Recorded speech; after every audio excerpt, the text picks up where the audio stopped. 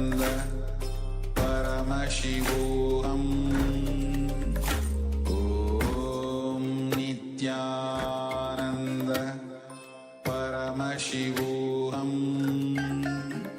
Om Nithyananda Paramashivoham Om Nithyananda. Now, slowly return to your physical body. Start to wiggle your fingers, wiggle your toes, rotate your wrists and your ankles, move your legs, shake your body, pull your knees up against your chest, and rotate your body from side to side. Rock yourself up into a comfortable seated position.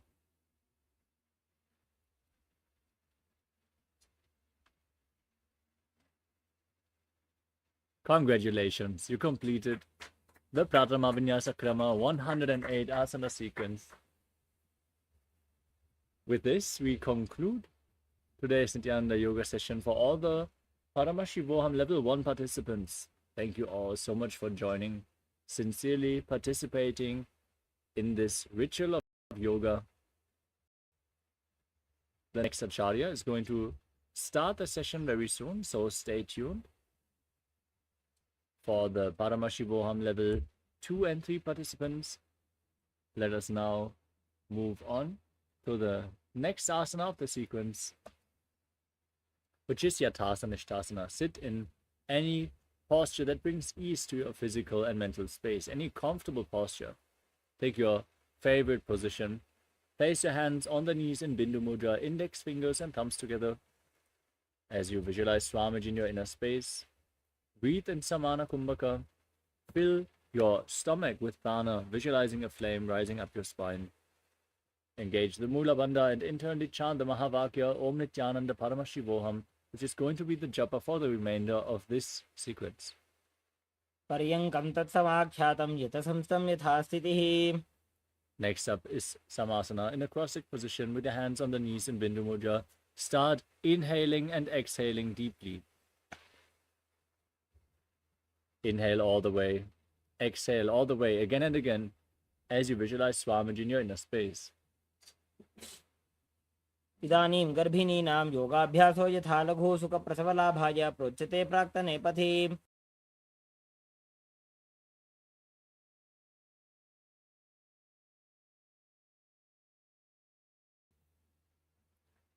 Now, bring the left heel against the perineum and place the right foot on top of the left. Keep your hands flat on the knees as you gaze to the nose and visualize yourself as a sage liberated by the Supreme Pontiff of Hinduism in Muktasana. निपीड्य सीविनीं सूक्ष्मां दक्षिणेतर गुल्फतः. Next up is Siddhasana. Maintain the same posture, shift your gaze up towards your third eye and visualize Swamiji in your inner space. स्थानोत्सम्यमितेन्द्रियो चलदृशा पश्यन् भ्रुवोरन्तरं चैतन्मोक्षकपातभेदजनकं सिद्धासनं प्रोच्यते. Next up is Siddhi Asana. Now shift your gaze down to the ground in front of you. Engage all the bandhas, Mahamudra Bandha, and visualize Swamiji in your inner space. वामपादके इडीजानो सीवनिमधितासुकोठानो. Now rotate your hands on top of the knees into Bindu Mudra. Gaze up towards your third eye and visualize yourself as Lord Rudra in Rudrasana too. वामचरण परिदक्षिण राखे एकजुगति ऐसे विदिदाखे. Next up is Santadhunasana. Maintain the posture, hands on the knees in Bindu Mudra. Gaze to your nose and embody tranquility and an unshakable nature. आसन की गुणमन की चन चलता meet. Next up is Siddhasana too. Now bring your hands in front of your navel, cup one palm over the other in Samputa Mudra, resembling a lotus flower as you visualize Swamiji in your inner space. ऋजुकाय समासीना सिद्धासनमुदीरितं प्रसार्य भुवि पादौ तु दोर्भ्यामङ्गुष्ठमादरात्. Next up is Bandha Yoni Asana. As you Maintain your legs in the same position. Set the sankalpa to manifest through the womb of creation and get ready to enter Shanmukhi Mudra. Now inhale as deep as you can. Hold your breath, hold the lungs full of air, and then close your mouth with your little fingers, your nostrils with your ring fingers, your eyes with your index and middle fingers, and your ears with your thumbs.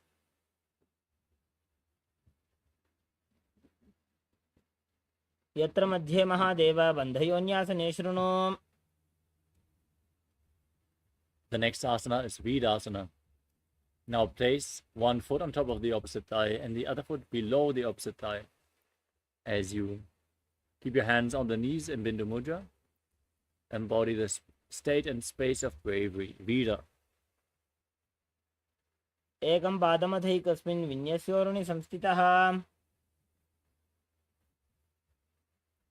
Maintain the position, gaze up towards your third eye and visualize Sage Valmiki, the great poet and author of Ramayana. डावा पगगी पगथली पुनी एड़ी है जोय. Now keep your hands flat on the knees. Maintain the position. Gaze towards your nose and visualize the Yoni Mandala, the visual representation of Devi Paramashiva Shakti in Joni Mudrasana. वामपादगी पगतली जाहि माहिली core. Now shift your gaze up towards your third eye. Visualize Yoni Mandala in Yoni Asana. योन्यासनं पर्वतेन योगं योगफले नीलम्. Now bring the soles of your feet together in Bhadrasana 3. Hold your feet firmly and push your knees down to the mat. As you gaze to your nose, engage Ujjana Bandha and Mula Bandha and visualize yourself as Lord Veerabhadra with 8 arms in Bhadrasana 3. गुल्फौ च वृषणस्यादः सीवन्त्याः पार्श्वयोः क्षिपेत्. Next up is Aghodasana. Now keep the left hand on the knee and place your right hand over your mouth. Close your left nostril with the index finger and inhale through the right nostril. Then hold your breath, close both nostrils. Exhale through the left nostril and then inhale through the left, reversing the breathing flow in Abhyantara Kumbhaka. Push your tongue upwards along the nasal tract if you can in Kechari Mudra. Gaze to your third eye and visualize yourself as an Agori in Agorasana. पूर्वको भिश्रिका जोजी वाही विधि जोगी जय sooji. Next up is Kanari Pavasana. Now separate your heels and place your elbows on the heels. Rest your chin on your hands. As you gaze to the nose, engage Uddiyana Bandha and Mula Bandha. Perform Rechaka Kumbhaka. Exhale all the way. As you visualize yourself as a female elephant drinking water. वाली पाव आसन कक्ष्यो है जैसे Yahoo में जाने विधि तैसे.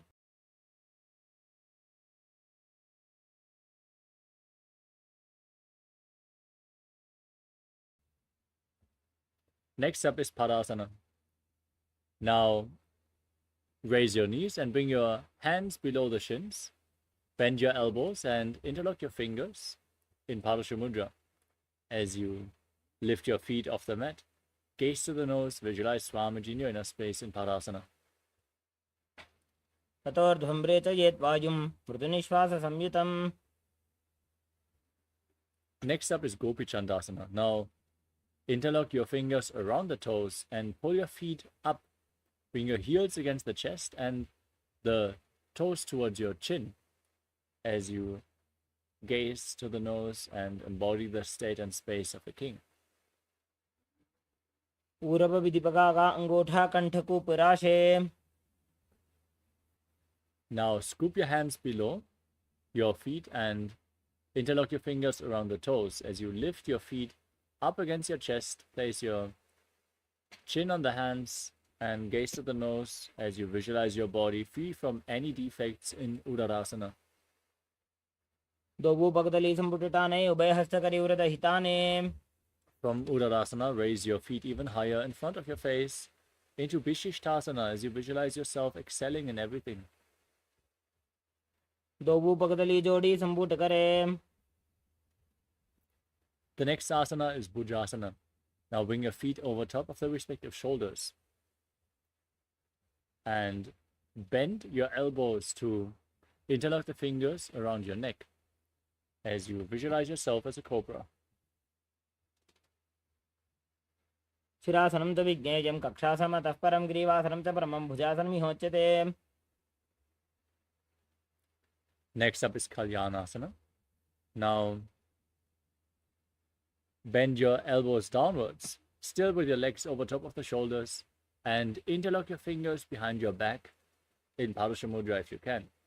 Gaze to the tip of the nose and visualize yourself as a beautiful, auspicious goddess in Kalyanasana. दोबू हाथ पगम बीच आने तिनको गोड़ा नीचे ठाने. Next up is Sankatasana. Now stack your knees and sit on the left heel as you keep the left foot underneath your perineum. Place your hands on opposite knees. Gaze in Vaishnavi Mudra without focusing on any external object, any external happening. Just focus on the object within as you visualize yourself as an elegant swan and breathe in Ujjayi Pranayama in Sankatasana. वामपादं चितेर्मूलं सन्न्यस्य धरणीतले पाददण्डेन यां येन वेष्टयेद्वामपादकम्.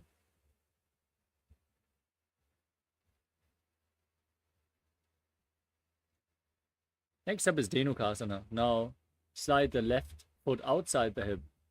Place your hands on the top knee. Engage Uddiyana Bandha and Mula Bandha and visualize a cow in your inner space. अनुषागीनकरपञ्चडं प्रशीलिन्दकल्यम्नि. Next up is Machandravasana. Now bring the right foot onto the left thigh and the left foot onto the right knee. Bring the left arm behind your back. Twist your spine to hold on opposite thighs with your hands. Gaze upwards towards your third eye and visualize Swamiji in your inner space. प्रथमजीमणोचर्णजोयि वामजङ्गपरिराखे सोयि. Now untwist your spine, hold onto the feet and lean forward and down, placing your forehead on the ground, and visualize Swamiji in Machandrasana too. प्रथमजीमणोचर्णजोयि वामजङ्गपरिराखे सोयि. Next up is Guru Asana. Interlock your fingers and place them on the top knee as you engage all Tribandhas and visualize Swamiji, your Guru, in your inner space. ऊर्मूलेतरपादस्य कनिष्ठिका प्रदेशगुल्भं संस्थाप्य. Now place the top of the right foot flat on the mat and sit on the right heel as you repeat Sankatasana on the other side. Stack your knees. Keep your hands on opposite knees as you visualize yourself as an elegant swan. वामपादं चितेर्मूलं सन्न्यस्य धरणीतले पाददण्डेन यां येन वेष्टयेद्वामपादकम्. Next up is Dhenukasana on the other side. Sit on the ground with the heels outside the hips. Hands on the top knee. Engage Uddiyana Bandha and Mula Bandha and visualize a cow. अनुषागीनकरपञ्चडं प्रशीलिन्दकल्यम्नि.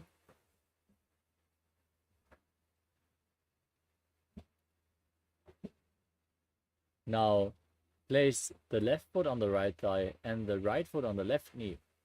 Twist the right arm behind your back.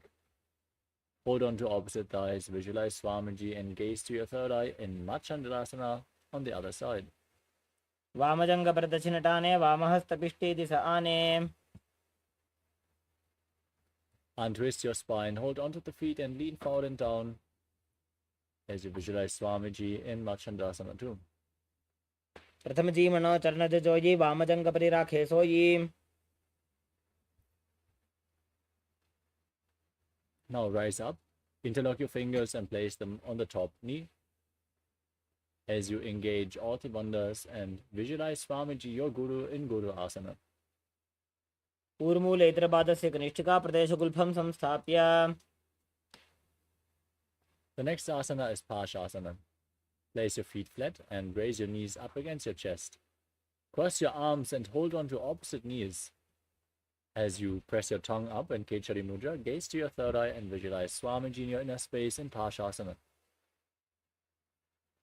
पादतले भूमौ निधाय जानु निवृत्ति निधाय.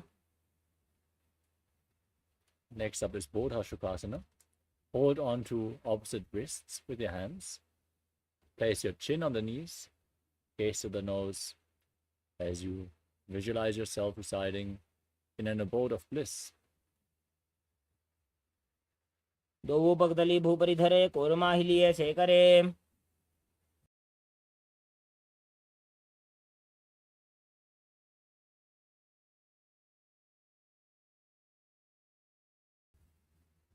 The next asana is Kudakatasana. Now bring your hands underneath the knees and hold on to opposite elbows as you gaze to your nose. Press your tongue upwards and visualize Swamiji in your inner space. दो पगदली भूपरि धरे कोरमा हिलिए से करे. Now cross the right foot over top of the left and gaze to the nose as you keep your toes pointing upwards. Still holding on to the elbows underneath the knees and visualizing the great sage and Maharishi Sumati in Sumati Asana. दो हाथ पग बाहर लियावे गोड़ा नीचे ले टहरावे.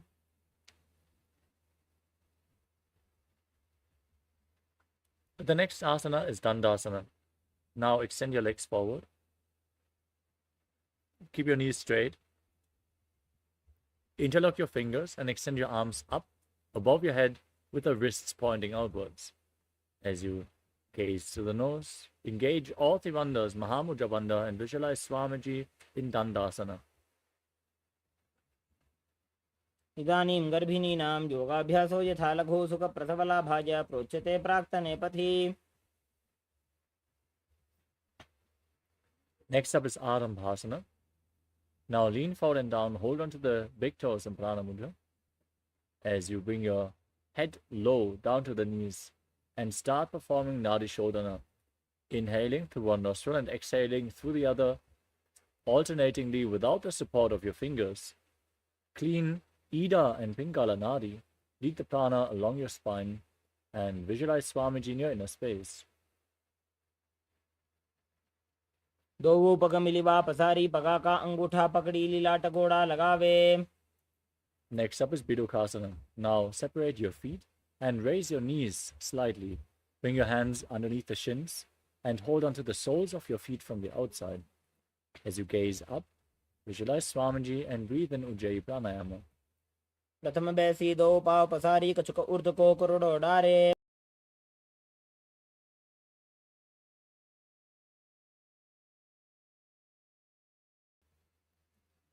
Next up is Jalandhari Bhavasana. Now join the soles of your feet together in front and bring your hands under the shins, elbows on the ground, and the palms facing up in front. As you place your face on the feet, gaze to your nose and visualize Swamiji in your inner space.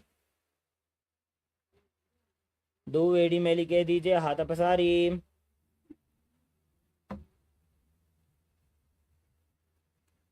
The next asana is Urdhva Paschimottanasana.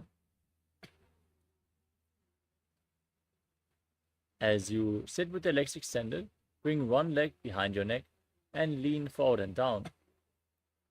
As you hold onto the front foot, as in Paschimottanasana, visualize Swamiji in your inner space and breathe in Pratyahara Pranayama. Visualize that the prana is flowing upwards through 9 points of your body, which are the soles of the feet, the regenerative organs, the navel, the heart, the throat, the uvula, the center of your eyebrows, the top of your forehead, and the crown of your head. पश्चिमतानवत्संस्थितिं कृत्वा एकं पादं ग्रीवायां धृत्वा तिष्ठेत्. Now lean back with the leg behind your neck. Hold onto the foot with the opposite hand. As you straighten the other leg forward, gaze to your nose and visualize your infinite, endless, eternal Ananta in Anantasana. उत्तानशयिनी एकैकं Pai ग्रीवायां विन्यस्य. Now roll onto the side and rest as you gaze to the nose and feel in complete control in Ankushasana. उत्तानशयितैकैकं पादं ग्रीवायां कुर्वन् Next up is Dhrushasana. Lay on your back and lift your knees against your chest. And circle your arms around the knees and rock your body from side to side, still visualizing the prana flowing upwards along your spine through the 9 points as revealed by Mahadeva in Pratyahara Pranayama. Visualize Swamiji in your inner space as you do so. उत्तानशयनं जानुनी हृदयेवष्टम्भजङ्गासहितौ ऊरूनिकरद्वये बद्ध्वा Now repeat Urdhva Paschimottanasana on the other side. Lift the other leg behind your neck as you lean forward and down, holding on to the front foot with both hands as you visualize Swamiji in your inner space. पश्चिमदानवत्संस्थितिं कृत्वा एकं पादं ग्रीवायां धृत्वा तिष्ठेत् Now lean back. With the leg behind your neck, hold on to the foot with the opposite hand as you visualize yourself being unending Ananta in Anantasana. उत्तानशयिनी एकैकं Pai ग्रीवायां विन्यस्य Now roll to the side, hold onto the foot, and gaze to your nose as you feel in complete control in Ankushasana. उत्तानशयितैकैकं पादं ग्रीवायां कुर्वन् Next up is Yoga Nidrasana. Now, one by one, lift your feet behind your neck and then interlock your fingers behind your back as you gaze towards your nose and visualize Swamiji in your inner space. पादाभ्यां वेष्टयेत् कण्ठं हस्ताभ्यां पृष्ठबन्धनम्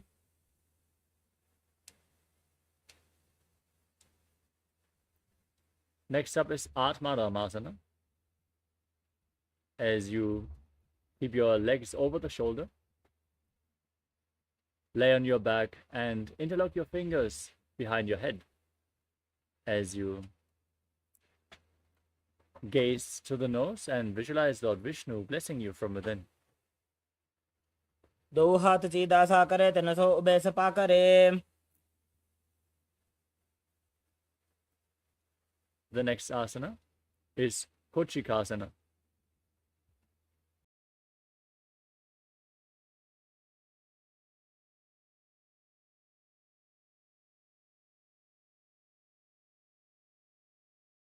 As you lay on your back, now extend your legs out to the side, pull your knees up towards your chest and extend your arms out to the side at shoulder level. As you keep the soles of your feet facing up towards the sky, gaze towards your third eye and visualize Swamiji in your inner space. दो हाथ सीधा सा करे तनसो ube Sapa करे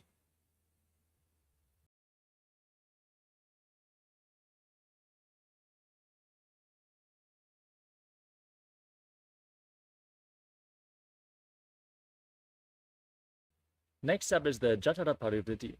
This asana consists of 3 steps. We are going to perform all 3 steps on one side and then repeat them on the other. First, enter the neutral position, extending your arms out to the side and pulling your knees against your chest. Then drop one knee down to the side. Extend the opposite leg straight down. Step 1. Bend both knees to the side. Step 2. And extend your legs to the side. Hold on to the feet and gaze in the opposite direction of your feet. Step 3. Throughout all the asanas, now visualize Swamiji in your inner space. Breathe in Pratyahara Pranayama and perform the Mula Bandha. Now return to the center. Then drop the other knee to the side. Step 1. Bring both knees to the side. Step 2. Extend your leg to the side and gaze away from the feet. Step 3. परिवृत्य कुक्षि भागे त्रिदाहि परिकीर्तितः बद्धकोणं सुप्तकोणं ऊर्ध्वकोणमथापि च The next asana is Dvipadapitam. Now lay flat on your back. Keep your Feet flat, your knees raised, as you hold on to your ankles, and push your hips up, gaze to the nose, lock your throat and root as you breathe in Mocha Kumbhaka, and visualize yourself as sturdy as a bridge. प्रतिक्रियायुतं द्वन्द्वपीठ सर्वबलप्रदं गर्भिणीनां दुर्बलानाम् इति Gargi जगादनु. The next asana is Paryankasana.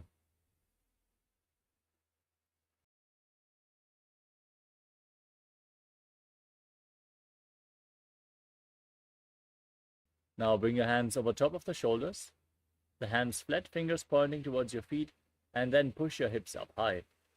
Lift your entire body off the ground as you breathe calmly through your nose in Sahajra Kumbhaka, and visualize yourself as sturdy as stone furniture. उत्तानशयनमस्ततलाभ्यां भूमिं वष्टभ्य. Lower your body down on your back. Pull your knees up against your chest and place your hands on the respective shoulders. Then rotate your hips in a circular motion and visualize yourself as a dog playfully rolling around on its back in Shvotanasana.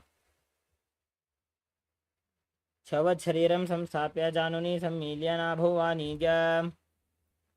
Next up is the Viparita Karani. As you lay on your back, place your arms flat on the mat.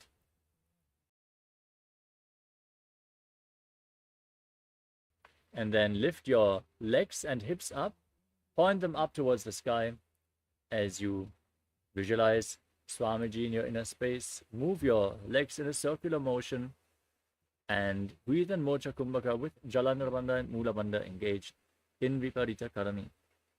भूतले सशिरो दत्वा खेनये चरणद्वयं विपरीतकृतिश्चैषा सर्वतन्त्रेषु गोपिता. Now stop the movement of your legs as you enter Viparita Karani 2. Point your toes up. करणी विपरीताख्या सर्वाधिव्याधिनाशिनी नित्यम् अभ्यासयुक्तस्य जाठराग्निविवर्धनी. Now drop your toes down on the ground above your head as you interlock your fingers on the ground behind your back. Visualize Swamiji in your inner space. Visualize yourself as a plow as you breathe in Mocha Kumbhaka in Langalasana. नरकासने स्थित्वा नासिकाप्रदेशे भूमौ पादपृष्ठे स्थाप्य. The next asana is Shaita Paschimottanasana. From the same position, now hold on to the feet above your head. Keep your arms and legs straight. This is one of the 84 asanas revealed directly by Lord Paramashiva himself. Visualize Paramashiva in your inner space and internally chant the Mahavakya Om Nithyananda Paramashivoham. तानं शयित्वात् कुर्वीत शयितपश्चिमतानकम्. We move on to Supta Konasana. As you lay on your back with your legs up, the feet above your head, bring your hips above the shoulder level and then separate your legs as wide as you can. Keep your toes on the ground as you visualize Swamiji in your inner space. परिवृत्य कुक्षि भागे त्रिदाहि परिकीर्तितः बद्धकोणं सुप्तकोणम् ऊर्ध्वकोणम् अथापि च. Next up is Chakrasana. Now join the feet, hold on to your ankles as you roll onto your back, keeping your arms and legs straight, visualizing yourself as a chakra, a wheel in Chakrasana. शवासनस्तद्वौ पादौ कुर्यान्मस्तकतः परौ व्युत्क्रमेण ततः शीघ्रमेतत् सर्वस्य साधनम्. The next asana is Supta Prasarita Parangushtasana. Lay on your back and raise your legs vertically. Keep your knees straight. Hold onto the big toes in Prana Mudra, index and middle fingers together. As you then separate your knees widely to the side, visualize Swamiji in your inner space and breathe in Ujjayi Pranayama. Make an ocean-like sound with your mouth. उत्तानपादं क्रौञ्चं च मरीचिं वीरभद्रकं नटराजं त्रिकोणं च सुप्ताङ्गुष्ठप्रसारणे. Now join your feet back together. Hold onto the big toes and visualize Swamiji in Supta Parangushtasana. उत्तानपादं क्रौञ्चं च मरीचिं वीरभद्रकं नटराजं त्रिकोणं च सुप्ताङ्गुष्ठप्रसारणे. Now from Supta Parangushtasana, cross your legs into Padmasana and bring your knees down to the ground as you lay flat. Raise your arms above your head, hold on to opposite elbows, and gaze to your nose as you visualize Matsya, the fish avatar of Lord Vishnu. मुक्तपद्मासनं कृत्वा उत्तानशयनं चरेत् कूर्पराभ्यां शिरो वेष्ट्या मत्स्यासनं तु रोगः.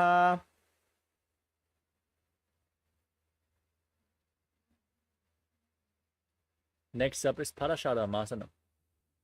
As you lay in Matsyasana, now place the back side of the right hand onto the left palm. Keep your palms facing up above your head as you gaze to your nose and visualize Lord Rama in your inner space. प्रथमकरे पद्मासन आछे सुधो सोवे भूपरि पाछे. Next up is Sarvangasana. Now bring your hands to the lower back and raise your knees and hips off the mat, supporting your body with the elbows on the ground. Gaze to your nose as you visualize Swamiji in your inner space and breathe in Mocha Kumbhaka. अथ वक्षेत्र संक्षेपात् सर्वांगासनम् उत्तमम्. Next up is Vrishikasana. Now lay flat on your back and place one foot on top of the opposite thigh. As you pull the opposite knee up towards your chest, extend your arms up above your head, hook your fingers forward, and gaze to your third eye as you engage Jalandravandha and Mudabandha and visualize yourself as a scorpion in Vrishikasana. प्रथमशयन सुधो शीशिकेशिकी सन्धि सुदाखे. Now exchange the position of your feet as you repeat Vrishikasana on the other side. प्रथमशयन सुधो शीशिकेशिकी सन्धि सुदाखे. The next asana is Vrishaparakshipasana. As you lay on your back, interlock your fingers around your neck, and then alternate pulling one knee in towards your chest, back and forth, as you calmly breathe through your nose in Sahadra Kumbhaka and visualize Swamiji in your inner space. दोवो पग मिलिवा पसारी पगा का अंगूठा पकड़ी लीलाट गोड़ा लगावे. Next up is Marottanasana. Keep your arms flat next to your hips and alternate pulling one knee in towards the respective ear, back and forth. Touch your ears with your knees and visualize Swamiji. स्वोत्तानवत् संस्थिति कृत्वा जानुद्वयं पर्यायेन कर्णयोः संस्पृशेत्. Next up is Vrikasana. As you lay on your back, place your feet flat and then stand up and sit back down again and again. Lay down as you visualize yourself as a wolf. उत्तानशयनं कृत्वा पादतलाभ्यां भूमिं धृत्वा. Next up is Lutasana. As you lay down on your back, kick your legs over your body and roll over completely. As you visualize Swamiji in your inner space, roll over again and again, finally ending in a prone position on your stomach. उत्तानशयनं पादौ शिरौ उल्लङ्घ्य.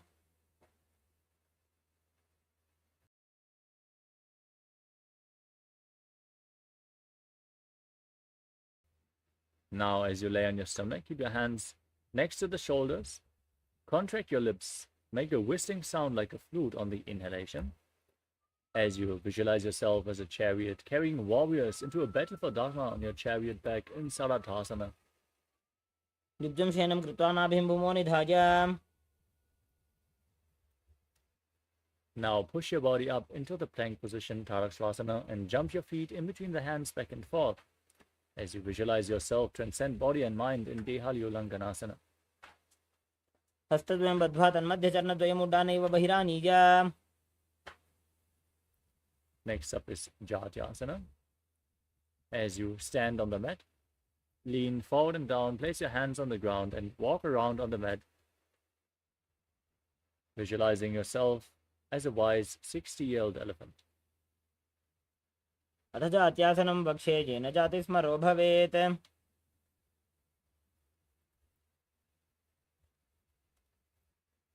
Next up is Lolitika Karana. Now stand in Arimandi posture. Heels together, toes pointing outwards and your knees bent. Raise your elbows to shoulder level and rotate your arms around your body as you lean back and move your head in all directions.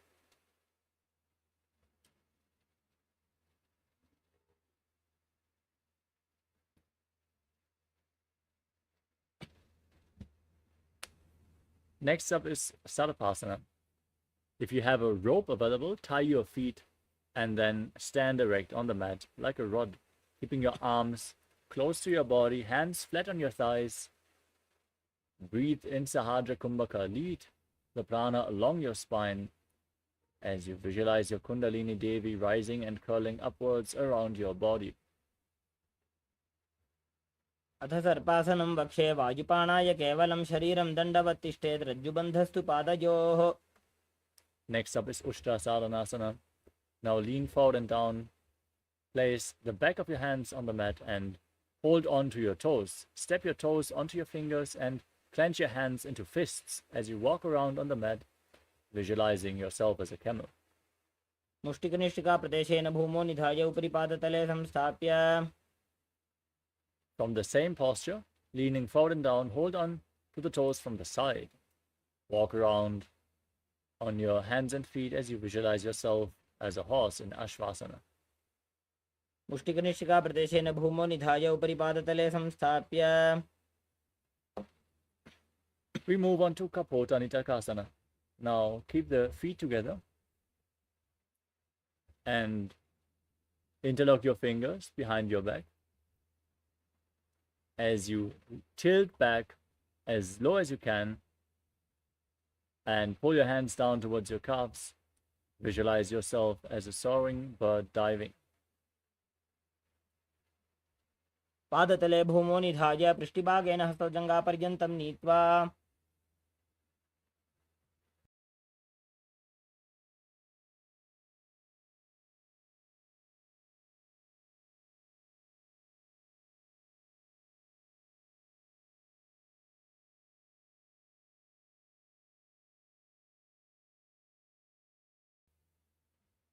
Next up is the Tala Pushpaputam Karana. Now stand in Arimandi posture with your hands in Namaskara Mudra in front of your heart center. Now bow down to one side, open up your palms, raise the respective heel on both sides again and again as you visualize yourself holding a bouquet of flowers and offering it to Paramashiva.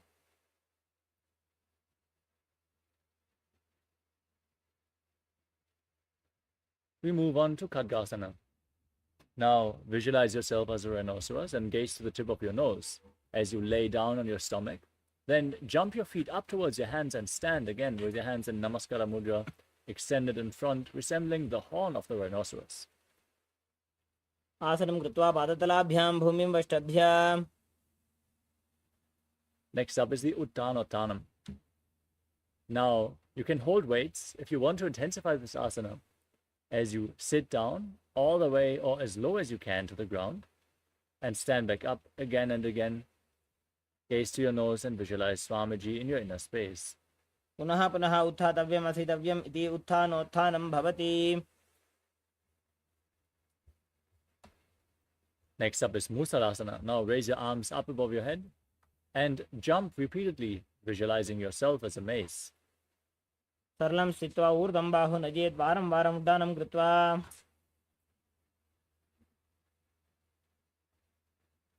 Next up is Utshirshakasana. Now pull the sole of one foot against your chest as you sit down and stand back up with the other leg, alternating on both sides again and again as you gaze to your nose and visualize Swamiji in your inner space. एकैकं पादतलं कुक्षौ निधाय. Next up is Parshvajanukarana. Now raise one knee against your chest and circling the leg with the respective arm, keeping the hand in a fist, place the other hand on the respective inner thigh with the fingers pointing inwards. एक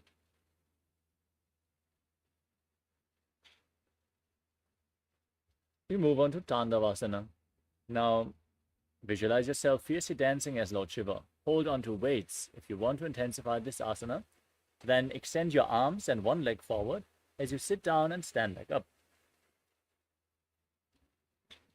एकेन पादेन स्थातव्यं ताण्डवासनं भवति. Next up is Brahmanasana. Now raise one foot towards the inner opposite thigh. Keep your hands relaxed by the side as you visualize Lord Brahma blessing you from within. ब्राह्मणासनमावक्षे यत्कृत्वा ब्राह्मणो भवेत्. Now bring the left knee over and around the right, tucking the left toes behind the right calf. Bring the left arm below the right, and join your hands in Namaskara Mudra as you visualize yourself as Lord Garuda in Garudasana 3. उत्तानकूर्मपीठं च संहिमद्गारुणमेव च. Next up is Ekapadasana. Place the left foot on the right thigh. As you keep your hands relaxed by the side, stand one-legged as you visualize Swamiji in your inner space. दक्षाङ्घ्रिं वामपादस्य जङ्घोपरि निधाय च. The next asana is Dhruvasana. Hold onto the left big toe and extend the left leg out of the side as you rotate quickly on the right leg, visualizing yourself as the North Pole star. एकेन हस्तेन दण्डरूपस्य एकस्य पादस्य अग्रं धृत्वा.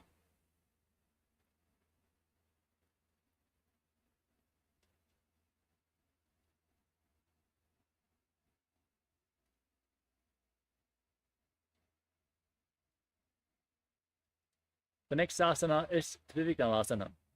Now lift one leg behind your neck and stand tall on the mat.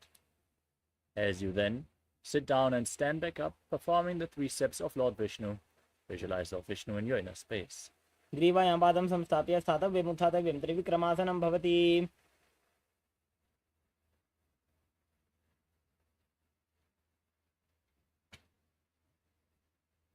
Next up is Parshvajanukarana. Now stand with one knee raised towards your chest and circle the leg with your hand in a fist. And keep the other hand on the respective thigh.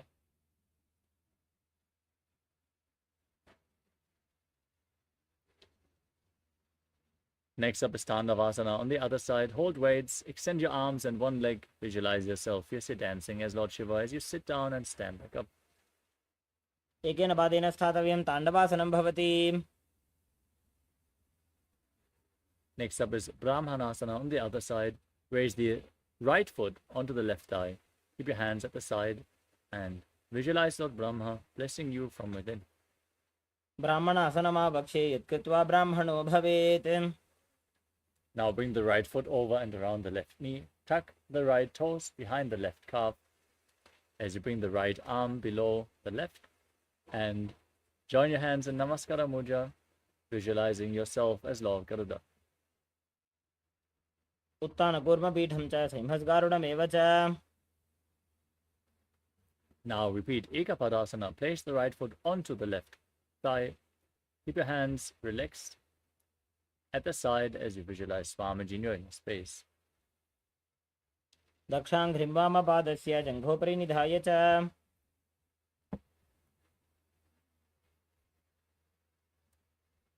Now repeat Dhruvasana on the other side. Hold the right big toe and rotate on the standing leg as you visualize yourself as the North Pole star. एकेन हस्तेन दण्डरूपस्य एकस्य पादस्य अग्रं धृत्वा.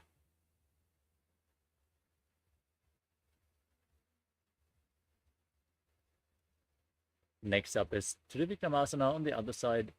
Lift the other leg behind your neck, stand tall, then sit down and stand back up. Perform 3 steps of Lord Vishnu as you visualize Lord Vishnu. ग्रीवायां पादं संस्थाप्य स्थातव्यम् उत्थातव्यं त्रिविक्रमासनं भवति.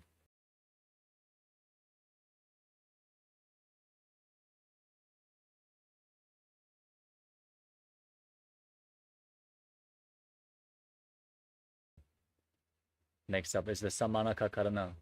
Now stand on the mat with the heels together, toes pointing outwards. Hands slightly extended away from the body, fingers pointing one by one. Relax in this neutral posture. After this intense sequence of asanas, let us get ready for the final 100 asanas of this sequence, starting off with Gorak Anjali Asana.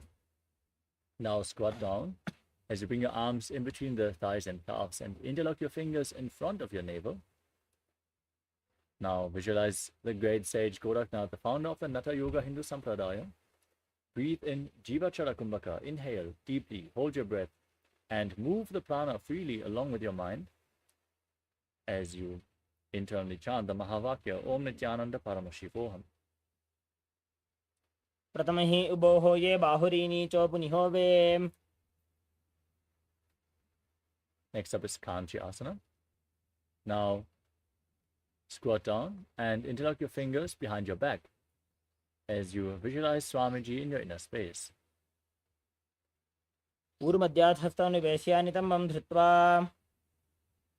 Now step the feet together and bring the heels against your perineum as you gaze to your navel and interlock your fingers behind your back. Visualize Bhagavan Kala Bhairava, the Lord of Time, in Bhairasana. दो पग की थलिया की माहिली core मिलाई फना पानी उकड़ मोड़ वैसे. Next up is Varahasana. With your heels together and the toes apart, now join your hands in Anjali Mudra and bring them behind your back with the fingers pointing down towards the ground. Gaze to the tip of your nose and visualize yourself as Varaha, the boar avatar of Lord Vishnu in Varahasana. पागदली की माहिली core मिलाई फना पानी उकड़ मोड़ वैसे. Now hold on to your big toes in Prana Mudra as you raise your hips up to the same level as your knees and visualize Swamiji in your inner space in Kripitasana. पार्श्वद्वय सम्मील्य स्थित्वा नितमं जानु प्रदेश आनीय. Next up is Bakasana. Now place your hands on the ground, your knees onto your arms towards your armpits, as in Kanipavasana, and then lift your feet off the mat and balance on your arms as you visualize yourself as a crow. हस्ताभ्याम अवनिमवष्टभ्याम. Next up is Sushtanga Kapali Asana. Keep your hands on the ground. Place your head on the mat. Form a triangle between your hands and your head, and then lift your legs up and cross them into Padmasana as you gaze to the tip of the nose and visualize Swamiji in your inner space. Breathe in Jiva Chala Kumbhaka. आसन को गुण कपाल आछो होई.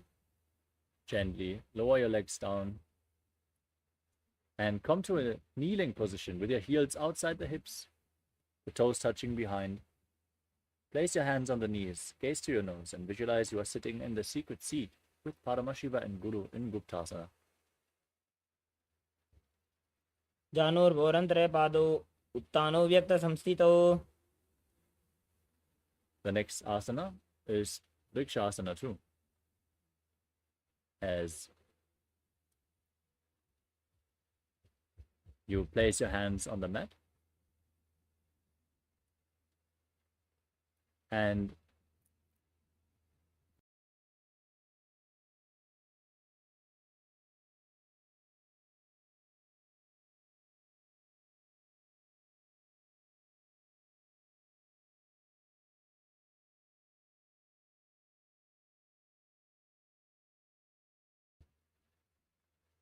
now place your hands on the ground and jump your legs up into a handstand as you visualize yourself as a tree with deep roots growing into the ground.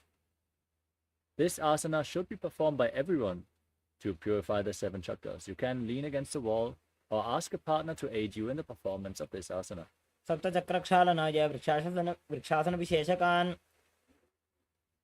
Now keep your hands and feet closer together and gaze up towards your third eye as you visualize Tejas energy flowing towards your third eye in Shibu Asana. दो ऊपक जोड़ी माही Gulf मिलाए.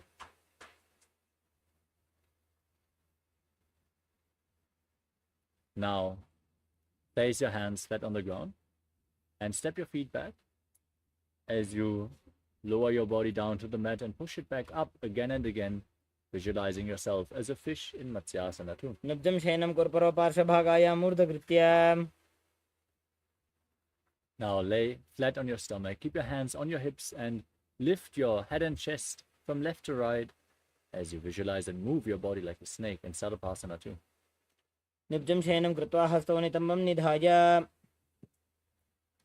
Next up is Nidaralambanasana. Now place your elbows on the ground in front of you and rest your chin on your hands with the toes pointing back. Feel self-supported and completely independent. कराभ्यां पङ्कजं कृत्वा तिष्ठेत् कुर्परया सुधीः. Now bend your knees and place your hands flat on the ground, straightening your arms, pushing your upper back and your feet together as you visualize yourself as an umbrella protecting your guru from the sun rays in Chaturasana. अर्ध्यासनौ स्थित्वा हस्ततलाभ्यां भूमिं वष्टभ्य. Next up is Vajrasana. Now come to a kneeling posture with your feet flat, sitting on the heels as you extend your arms out in front and lean forward and down, placing your hands and your forehead on the mat in front of you as you gaze to the tip of the nose and visualize yourself as Vajra, the weapon of Indra, symbolizing indestructibility. इदानीं गर्भिणीनां योगाभ्यासो यथा लघु सुखप्रसवलाभाय प्रोच्यते प्राक्तने पथि. Next up is Meshasana. Now place your hands on the ground and raise your hips up into Gajasana position as you alternate striking the ground with your hands, visualizing yourself as powerful as a ram. गजासन संस्थितो एकैकं बाहुं भूमौ ताडयेत्. Next up is Ajasana. As you place your hands flat on the ground and kick your legs up, lower your head down towards the mat slowly as you visualize yourself as unborn, existing for all eternity. गजासन संस्थितो एकैकं बाहुं भूमौ ताडयेत्.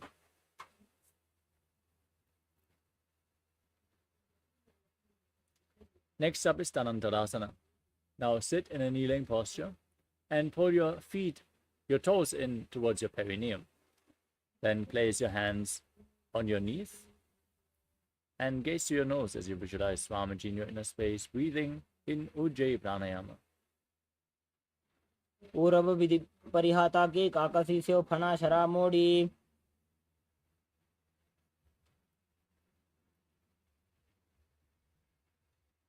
Next up is the Angamottanam. Now interlock your fingers and extend your arms out in front, moving your arms up, down, left, right, in all directions, giving massage to various different joints and muscles of your body.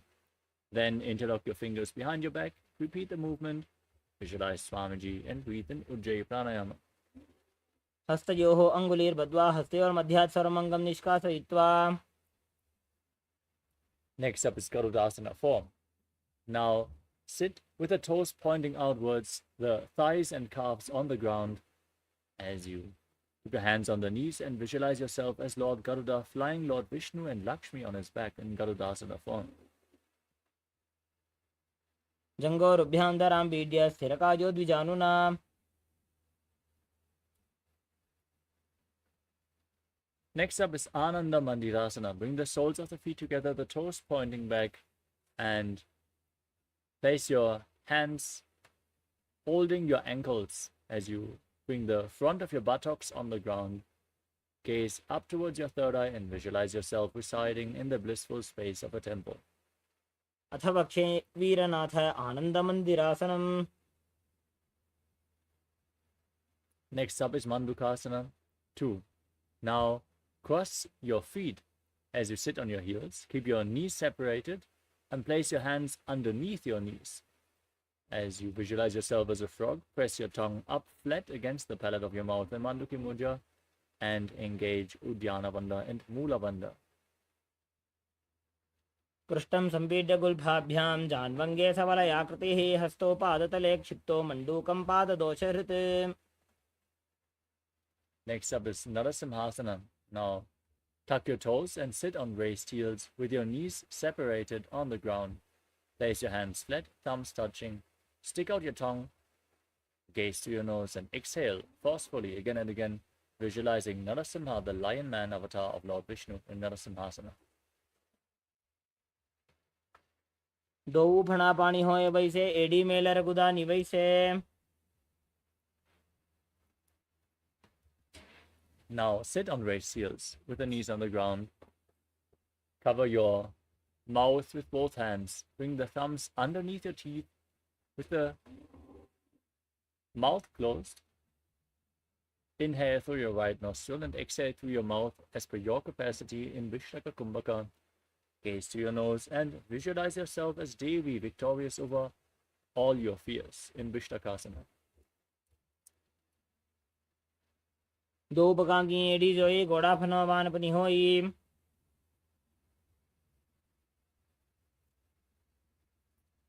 The next asana is Makarasana. Now bring the soles of your feet together. The top of the feet flat on the ground, toes pointing back. Sit on your heels and raise your elbows. Bend them to bring your fingers towards your armpits. Imitate as if you are a monkey stretching itself as you gaze to your third eye and visualize yourself as a playful monkey in Makarasana. દોવું પગદલી સંપુટ આને તનિકી પિષ્ટિ ભૂમિ પર ઇઠાને. Next up is Vajrasangarasana. Now tuck your toes, bring the soles of the feet together and raise your knees off the ground. Separate them widely as you hold on to opposite elbows behind your back. Gaze to your nose as you embody diamond-like strength for you and your Sangha, your spiritual community. પ્રથમ પણા પાણી હોય વૈસે એડી દો ગુદા નિવૈસે. Next up is Kanjanasana. Now cross your feet and sit on your heels as you place your hands flat on the ground next to your body. Gaze to your nose, engage Uddiyana Bandha and Mula Bandha and visualize perfect health beyond any and all physical or mental ailments. हञ्जनासनमावक्षे यत् कृत्वा सुस्थिरो भवेत्.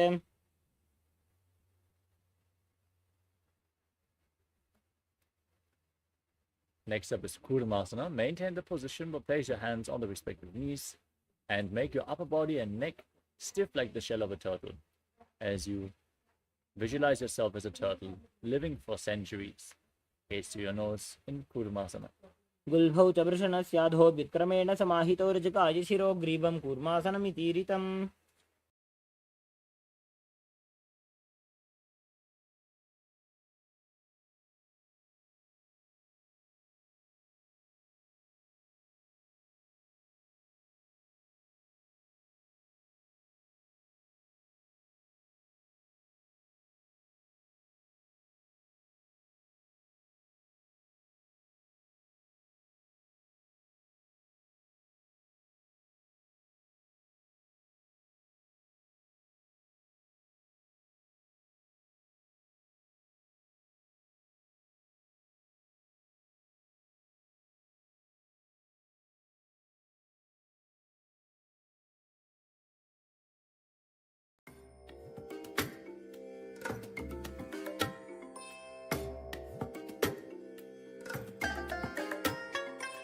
I bless you all. Let you all open all your three eyes and manifest the powers of Mahasadashiva. Om Nithyananda Paramashivoham. Om Nithyananda Paramashivoham. Om Nithyananda Paramashivoham. Om Nithyananda Paramashivoham. Om Nithyananda Paramashivoham.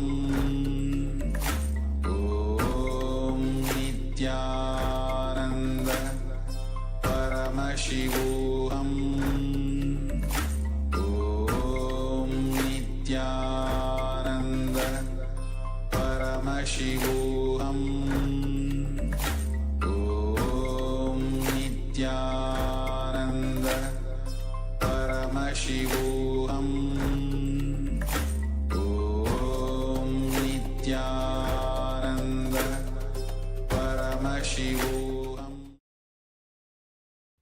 Yes, sorry for the technical glitch. We are back now, so let us continue with the next asana of the sequence, which is Yogasana. Sitting with your feet overlapping on top of the heels, with your hands on the knees, in a relaxed manner, gazing to the nose and visualizing Swamiji is Yogasana.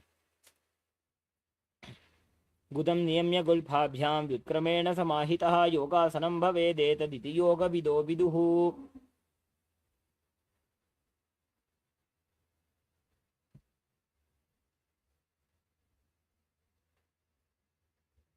Next up is Vijogasana.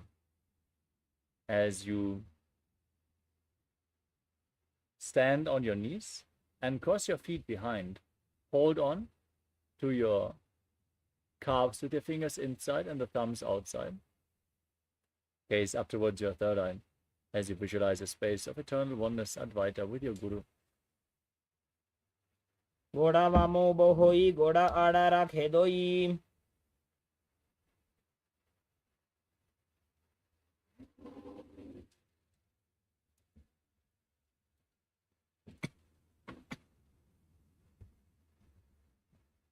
The next asana is Ushtrasana too. Stand on your knees with your feet flat, lean back and hold on to your heels as you push your hips forward and tilt your head back all the way, visualizing yourself as a camel. मेरुदण्डग्रन्थि दाढ्या संविबाधयि शुप्पुमान्.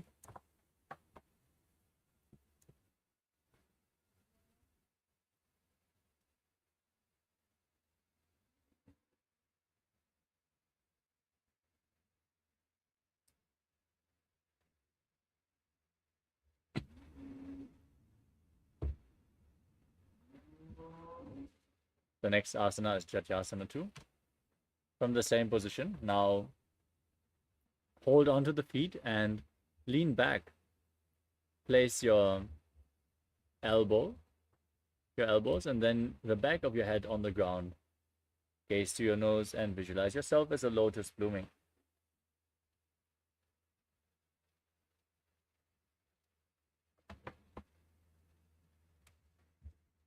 दो एड़ी संपुट करे 16 मूलद्वार इधर इधरे. Next up is Viratasana. From the same posture. Now lay your back on the ground and raise back up again and again. You can use the support of your hands if needed, as you gaze to your nose and visualize the healing and liberation of all causal, subtle forms of your body. जंगा पृष्ठभूमो निधाय जंगोदरयोः ऊरुनि संस्थाप्य.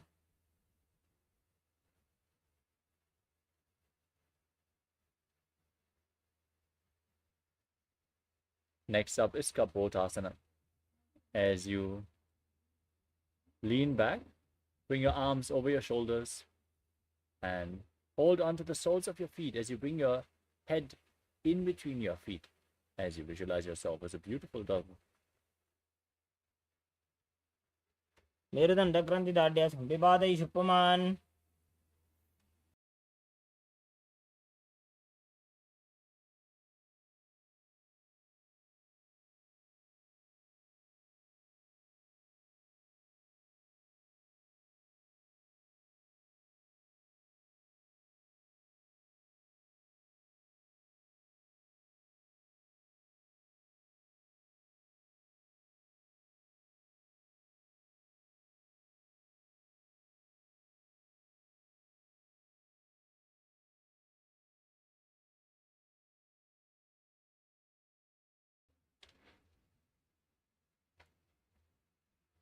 Next up is Varasana. Now stand on your knees and tuck your toes as you hold onto opposite elbows in front of your body.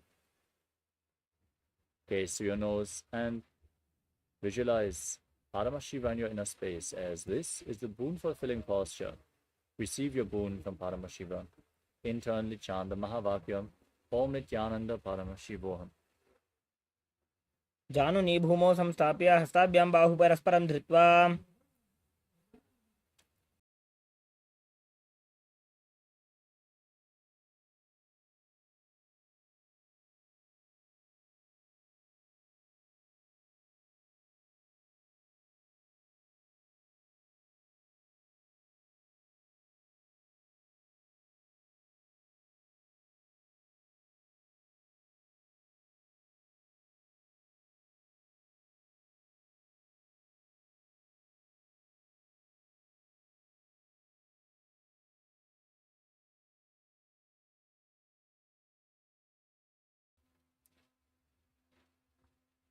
Next up is Varahasana 2. As you sit down on raised heels, lean forward and down, place your forearms on the mat and rest your head on your hands. As you visualize yourself as Varaha, the boar avatar of Lord Vishnu. सूर्यं चन्द्रं भेदनानि आसनानि निकथ्यते.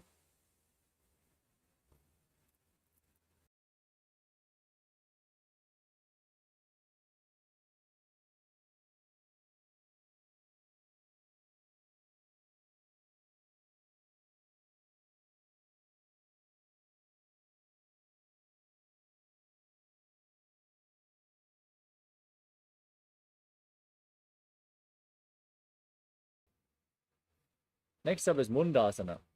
Now, place your forearms on the ground, elbows shoulder width apart, interlock your fingers, and then raise your legs up straight as you gaze to your nose and visualize yourself as a log tree. अधो मुण्डासनं वक्षे सर्वेषां प्राणिनां सुखम्.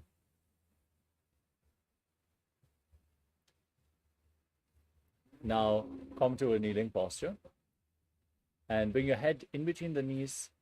Hold onto your head, elbows outside the knees as you inhale through your nose and exhale through your mouth in this asana. Breathe in Sahajra Kumbhaka, gaze to your nose and visualize Swamiji in Andhasana. अधो मुण्डासनं वक्षे सर्वेषां प्राणिनां सुखम्.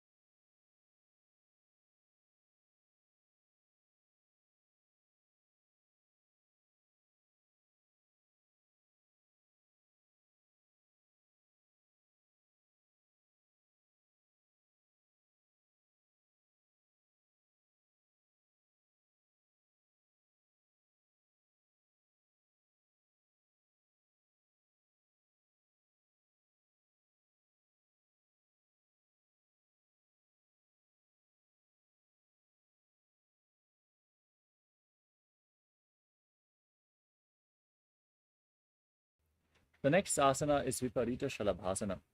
Now, lay down on your stomach and extend your arms up above your head. Hold on to weights if you want to intensify this asana. As you then lift your legs and your arms off the ground, visualizing yourself as a locust. शलभासनभेदाश्च नटभेरुण्डनामके गण्डभेरुण्डसहिते शीर्षदण्डासनं तथा. Next up is Kapalasana. Now, keep your hands next to your hips, place your forehead on the ground, and then raise your legs off the mat, visualizing yourself as a skull, representing the mind with purified thoughts and the strong will to attain enlightenment. कपालं भूमौ निधाय ऊर्ध्वं पादौ नयेत्.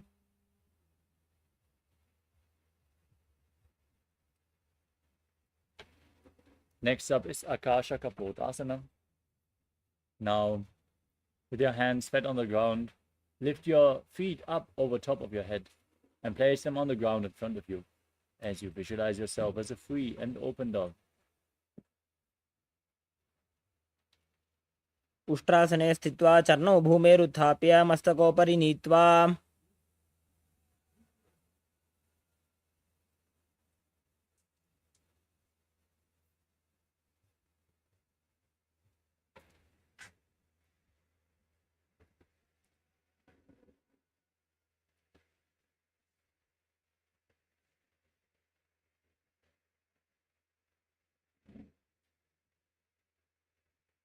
Next up is Chatakasana.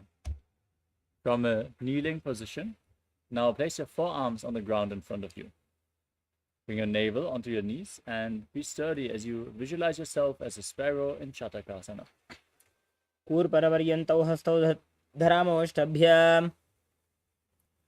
Next up is Vrishikasana 2.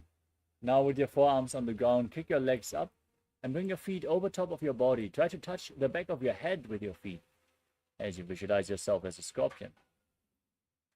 विच्छेव पुच्छप्रतिमाङ्घ्रिपार्श्वे धृत्वा स्वशीर्षे चिबुकं विधार्य कौ.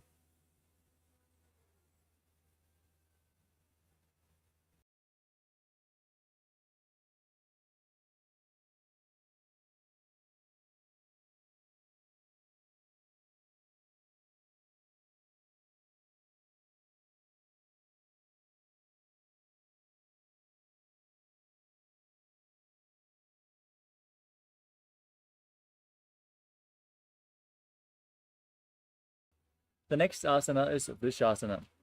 Now place your perineum onto the right heel as you keep the left foot outside your hip with the toes pointing to the side.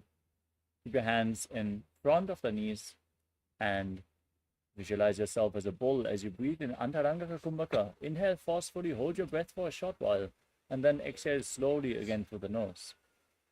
याम्युगुल्फे पादमूले वामभागे पदेतरं विपरीतं स्पृशेत् भूमिं वृषासनमिदं भवेत्.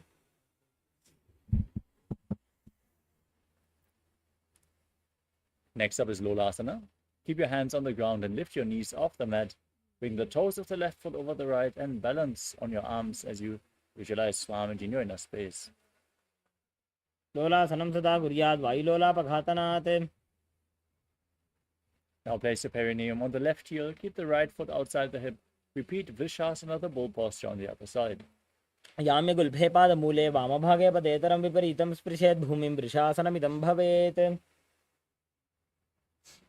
Next up is Balagunasana. Now tuck the toes of the left foot and sit on the raised left heel. Place the right foot flat, knee against your chest. Keep your hands on the knees and visualize Balagunahai, one of the 84 siddhas in your inner space in Balagunasana. आसन को गुण जल विकार जाई. Next up is Grahasana. As you stand on the mat, squat down, bring your hands in and around the legs, holding onto your ankles from the outside as you visualize yourself as the entire planet. आसन को गुण जल विकार जाई. Now repeat Balagunasana on the other side. Sit on the right heel with the left knee against your chest, visualizing Balagunahai. विजास् पिजोस्तीयत ऊर्वजान यत्रासने पादतलद्वयोपरि.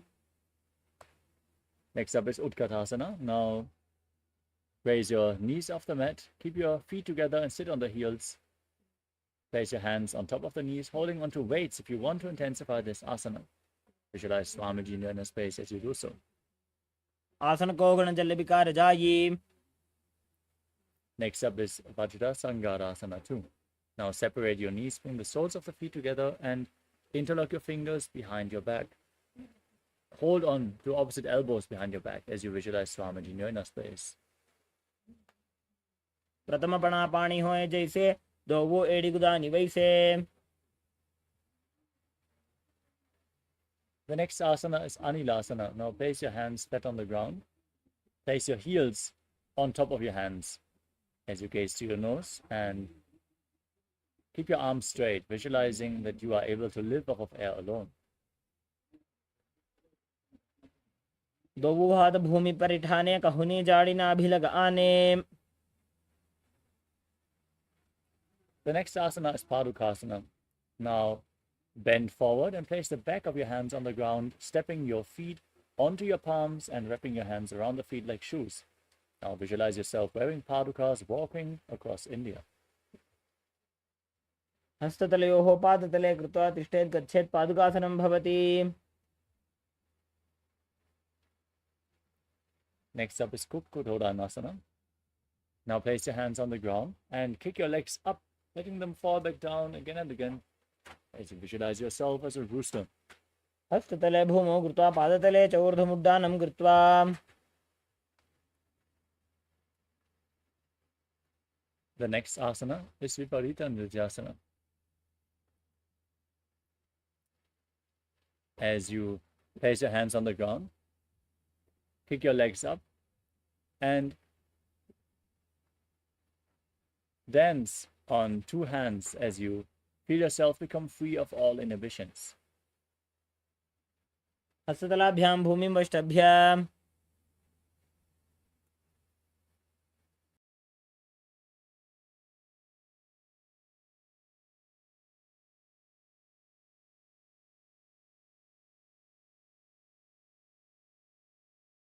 Next up is Kunjarasana.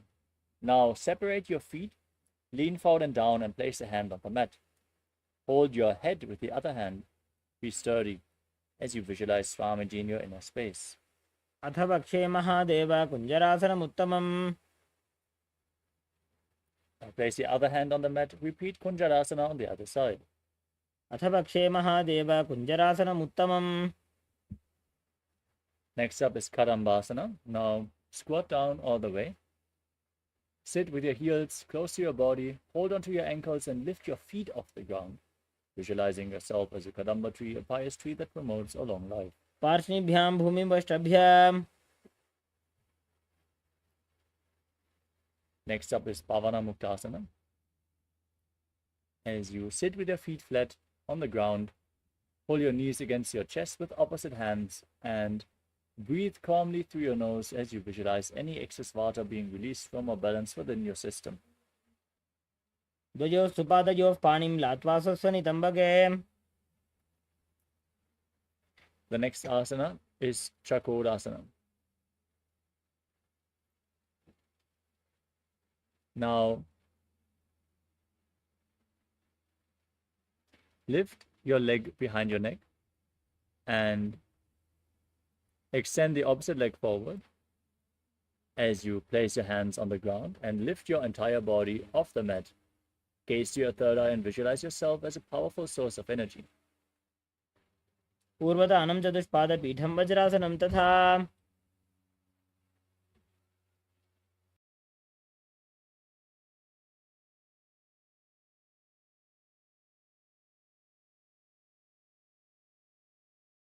The next asana is Dhanurasana too. Now, hold on to the big toes in Prana Mudra, index and middle fingers.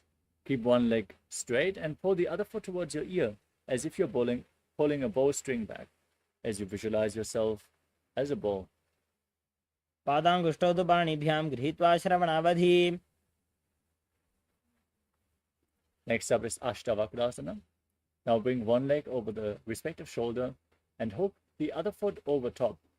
As you extend your legs out to the side, lean forward, balance on your arms, and visualize yourself as a flying crane.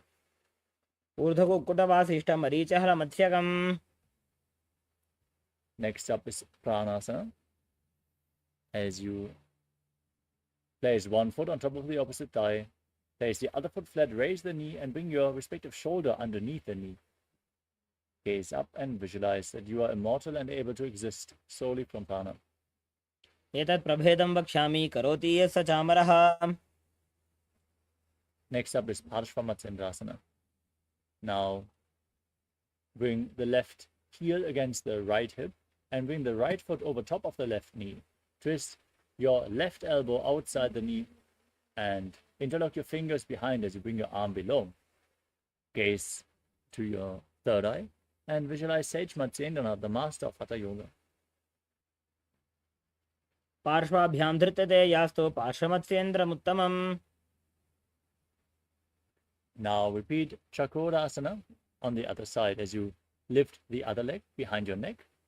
Keep your hands at the side and lift your entire body off the ground with the other leg extended forward. Gaze to your third eye and visualize yourself as a powerful source of energy.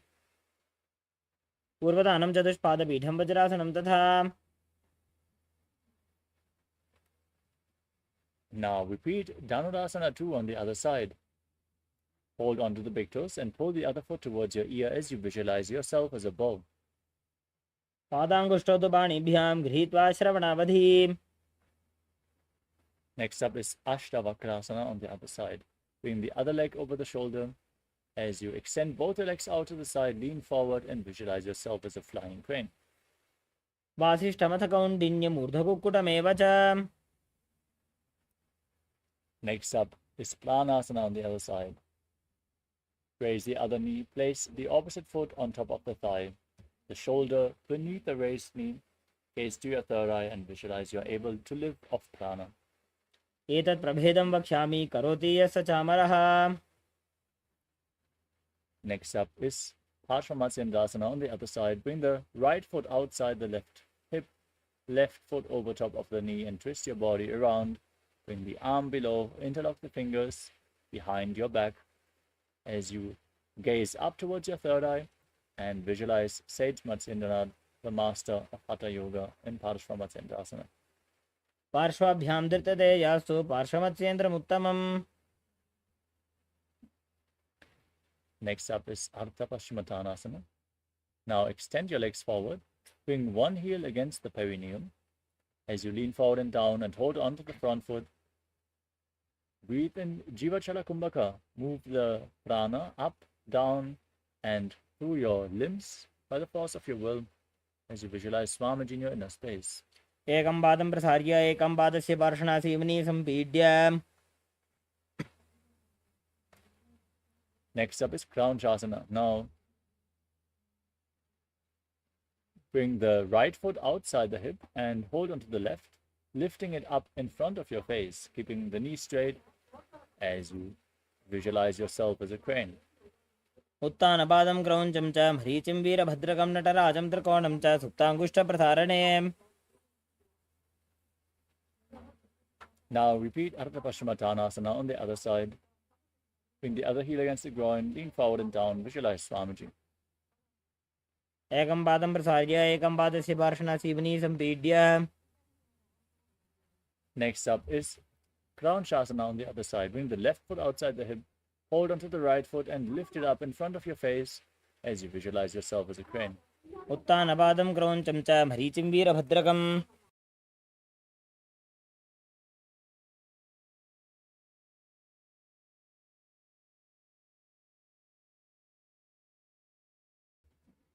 The next asana is Swastikasana. Now sit in a cross-legged position with your feet in between the thighs and calves. Keep your hands on the knees, gaze to your nose as you embody peace, well-being, good fortune, and prosperity. Visualize a swastika. जानुर्भोरन्त्रे सम्यक् कृत्वा पादतले उभे.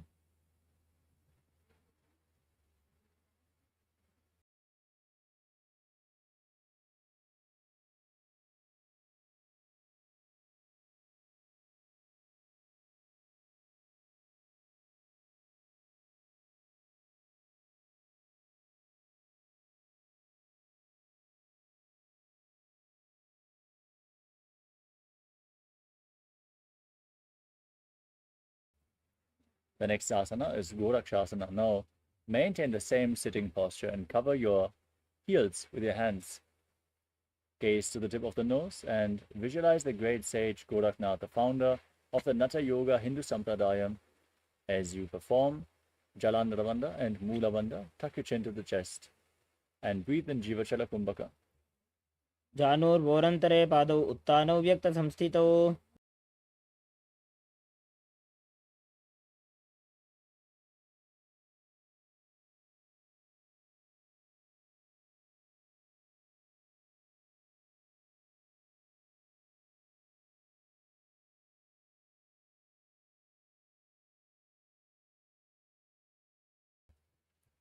The next asana is Bhagasana 2. Now bring the left heel against the perineum and the right foot on top of the left thigh.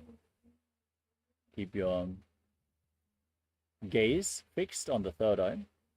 Visualize Swamiji. Meditate on Arihanta, the Enlightened One, the Lord, as you close your lips with your little fingers, your nostrils with the ring fingers, your eyes with middle and index fingers, and your ears with your thumbs in Shanmukhi Mudra. वामपार्श्वौ उदं संस्थाप्य दक्षाङ्घ्रिवामजगने. Next up is Yogasana 2. Now place your feet onto opposite knees and then keep your hands at the side of your body with the palms facing up. Gaze to the tip of the nose as you visualize Swamiji in your inner space. उत्तानौ चरणौ कृत्वा संस्थाप्योपरि जानुनोः.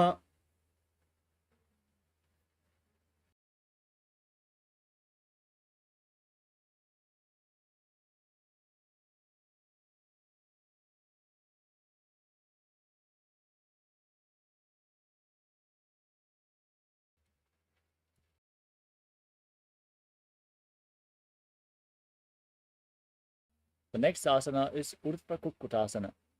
From Padmasana, bring your hands flat on the ground next to your body and lift your body off the mat as you visualize yourself as a rooster, balance on your arms.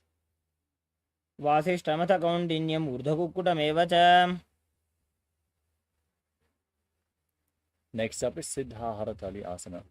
Now bring your hands in between the legs, palms flat on the ground. As you stay seated on the mat, don't lift your body up. Gaze at the nose and visualize Swamiji in your inner space. As you breathe in Kaka Chanchukumbhaka, roll up your tongue, stick it out, and inhale through the rolled up tongue. Exhale through your nose. प्रथम पद्मासन को करे, हस्तदो भूगोड़ासन दिदरे. Now push your hands into the mat, lift your body off the ground in Hamsasana as you gaze to your nose and visualize yourself as an elegant swan. Kukkutasana स्थित्वा स्कन्धपर्यन्तं ऊरोनि नीत्वा. Next up is Karmukasana. From Padmasana, bring your hands in between your legs. Lift your hips up and place your forehead on the ground as you push your arms through the legs and interlock your fingers behind your body.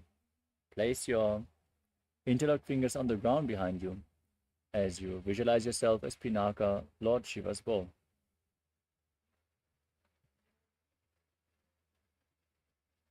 प्रथम पद्मासन को करे, घोड़ासन दिमाही कर इधरे.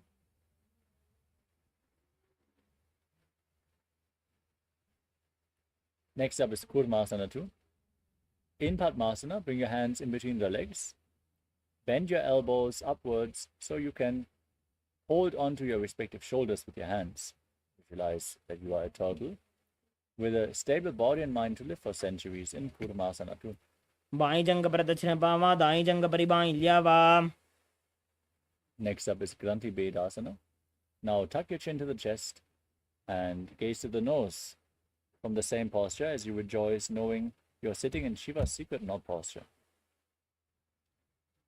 अथ वक्षे नीलकण्ठ ग्रन्थिभेदासनं शुभं ज्ञात्वा रुद्रो भवे क्षिप्रं सूक्ष्मवायुनिषेवनात्. Now roll onto your back. Keep holding onto your shoulders in this posture as you gaze to your nose and embody a turtle laying on its back in Uttana Kurmasana. कुक्कुटासनबन्धस्थं कराभ्यां धृतकन्धरं पीठं कूर्मवदुत्तानमेतदुत्तानकूर्मकम्. Now rock yourself back up into Padmasana. Bring your hands in between the legs, place one palm on the ground and hold the wrist of that hand. As you lift your body off the mat, visualize yourself as a rooster in Pangu Kukkutasana. Kukkutasana स्थित्वा एकेन हस्तेन अन्यसमनिबन्धं धृत्वा. Place the other hand flat on the mat, lift your body up, repeat Pangu Kukkutasana on the other side. Kukkutasana स्थित्वा एकेन हस्तेन अन्यसमनिबन्धं धृत्वा.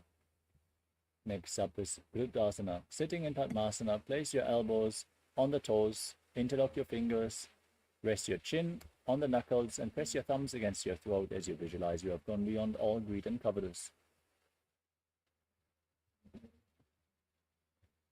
जानुर्वोरन्तरे पादौ उत्तानौ व्यक्तसंस्थितौ गुल्फौ छाच्छाद्य हस्ताभ्याम् उत्तानाभ्यां प्रयत्नतः.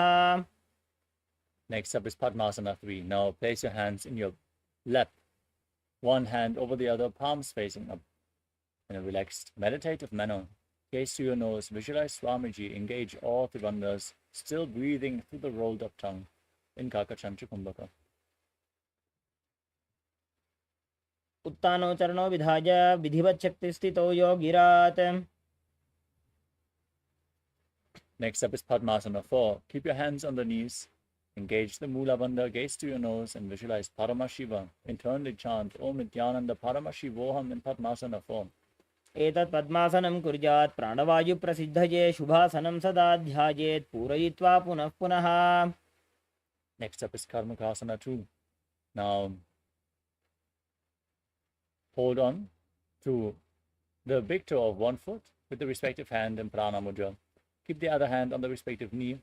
Rotate the big toe round and round. And then repeat the movement on the other side as well. as you visualize yourself as Pinaka, Lord Shiva's ball. कार्मुकासनमाक्षित्य उदरे पूरयेत् सुखम्.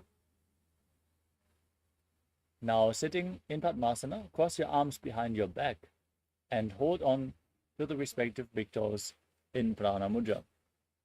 As you gaze to your nose and visualize yourself as Pinaka, Lord Shiva's bow in Karmakasana 3, engaging all three bandhas. एतत् पद्मासनं कुर्यात् प्राणवायुप्रसिद्धये शुभासनं सदा ध्यायेत् पूरयित्वा पुनः पुनः. Next up is Dridhasana. From the same posture, raise your head. Gaze to your third eye as you visualize yourself as the action of Paramashiva's third eye, destroying anything you come across. पूर्वभ्याम् परिस्थाप्य पादयुग्मं प्रयत्ततः दक्षिणं सव्यदेशे च सव्यं दक्षिणदेशके. Now roll onto your back from the same position with your arms crossed behind, holding onto the big toes, legs in Padmasana. Gaze to your nose and visualize yourself as a snake as you breathe through your nose in Sahadra Kumbhaka in Nagrasana. प्रथम पद्मासन कोठाने दो हाथ पाछाने आने. Next up is Kandukasana. Now free your arms and legs. Lay on your back and pull your knees up against your chest. Encircle them with your hands in Parasha Mudra. Bring your chin to the knee as you squeeze your body into a ball in Kandukasana. वेत्रासने स्थित्वा हस्तपादान् निष्कुष्य ऊर्ध्वं नयेत् पृष्ठवंशेन भूमिं पोथयेत् कन्दुकासनं भवति. Now lay on your back and interlock your fingers behind your neck as you keep your feet flat, knees raised, gaze to the nose, and visualize Swamiji in Urdhva Bhavanasana, calmly breathing through your nose.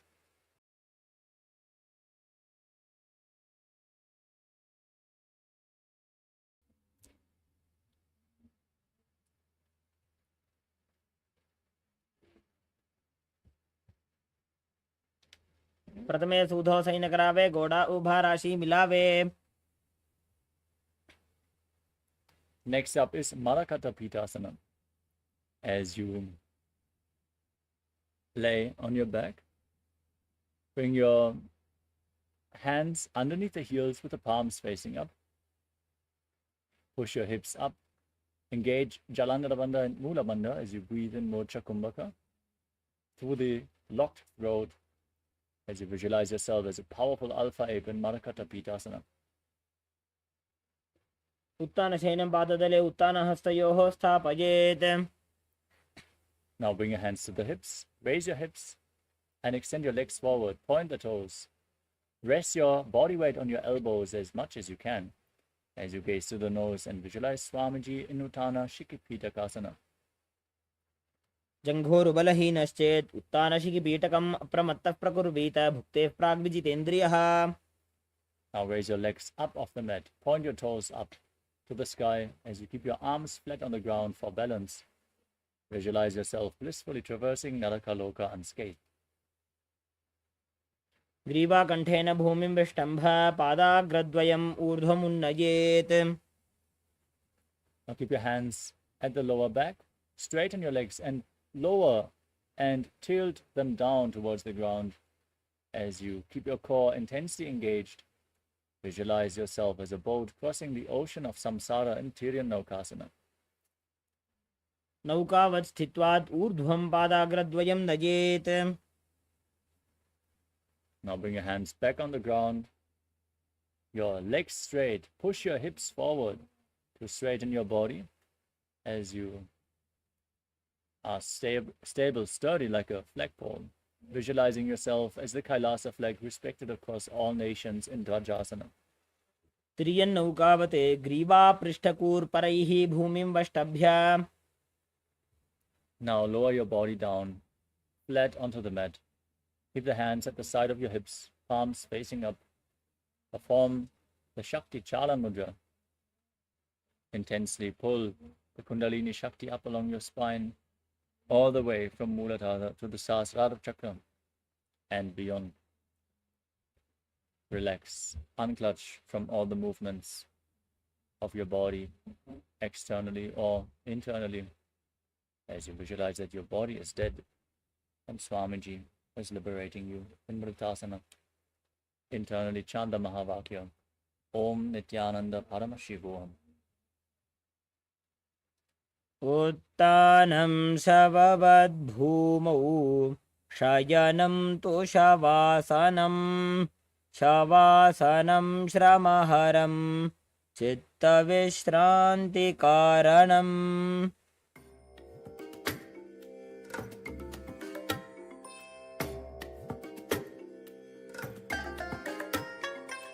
I bless you all. Let you all open all your three eyes and manifest the powers of Mahasadashiva. Om Nithyananda Paramashivoham. Om Nithyananda Paramashivoham. Om Nithyananda Paramashivoham. Om Nithyananda Paramashivoham. Om Nithyananda Paramashivoham. Om Nithyananda Paramashivoham. Om Nithyananda Paramashivoham. Om Nithyananda Paramashivoham. Om Nithyananda Paramashivoham. Om Nithyananda Paramashivoham. Om Nithyananda Paramashivoham. Om Nithyananda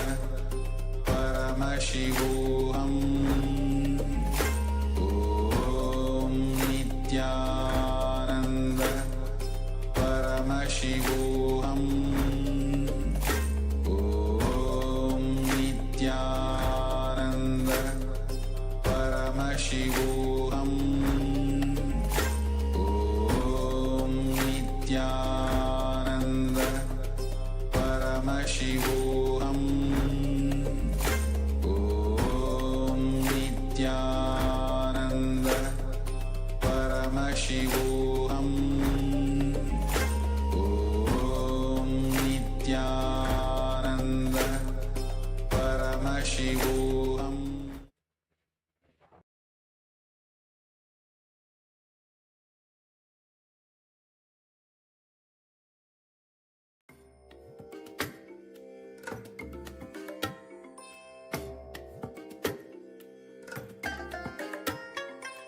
I bless you all. Let you all open all your three eyes and manifest the powers of Mahasadashiva. Om Nithyananda Paramashivoham. Om Nithyananda Paramashivoham. Om Nithyananda Paramashivoham. Om Nithyananda Paramashivoham. Om Nithyananda Paramashivoham. Om Nithyananda Paramashivoham. Om Nithyananda Paramashivoham. Now, slowly, bring awareness to your body and bend your knees and bring them to your chests. Wrap your legs and rock from side to side.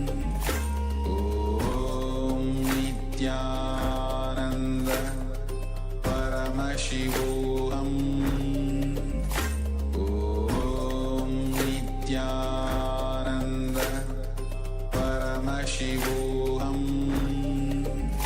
Om Nithyananda Paramashivoham Om Nithyananda Paramashivoham Om Nithyananda Paramashivoham Om Nithyananda Paramashivoham Om Nithyananda Paramashivoham Om Nithyananda Paramashivoham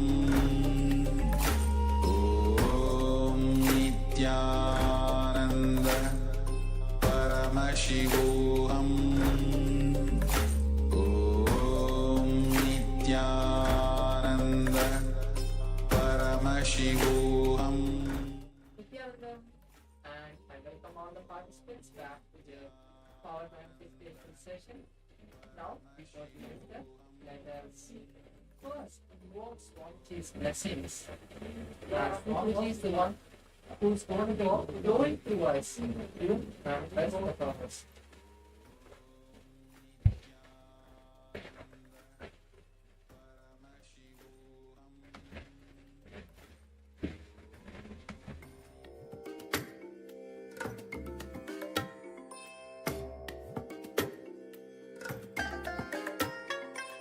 I bless you all. Let you all open all your three eyes and manifest the powers of Mahasadashiva. Om Nithyananda Paramashivoham Om Nithyananda. Yes, I welcome all the participants back. I hope all the participants are able to hear me clearly and well. Now, let's invoke Swamiji's presence before we begin the power manifestation session, as he is the one who's going to be flowing through us to make us manifest. Let's chant the Sadguru Vandanam. Nithyanandam Paramasukadam Kevalam Jnanamurtim Dvandvatitam Gaganasadisham Tattvamasyaadilaksham Ekam Nityam Vimalamachalam Sarvadi Sakshibhutam Bhavatitam Trigunarahitam Sadgurum Tam Namami. Yes, I hope all the participants are ready to manifest the powers of Paramashiva. Today we'll be manifesting the power of blindfold reading. Now, before we begin, we need to have a few things ready, like the eye band, the pen and paper to write down all the revelations that Paramashiva are giving you.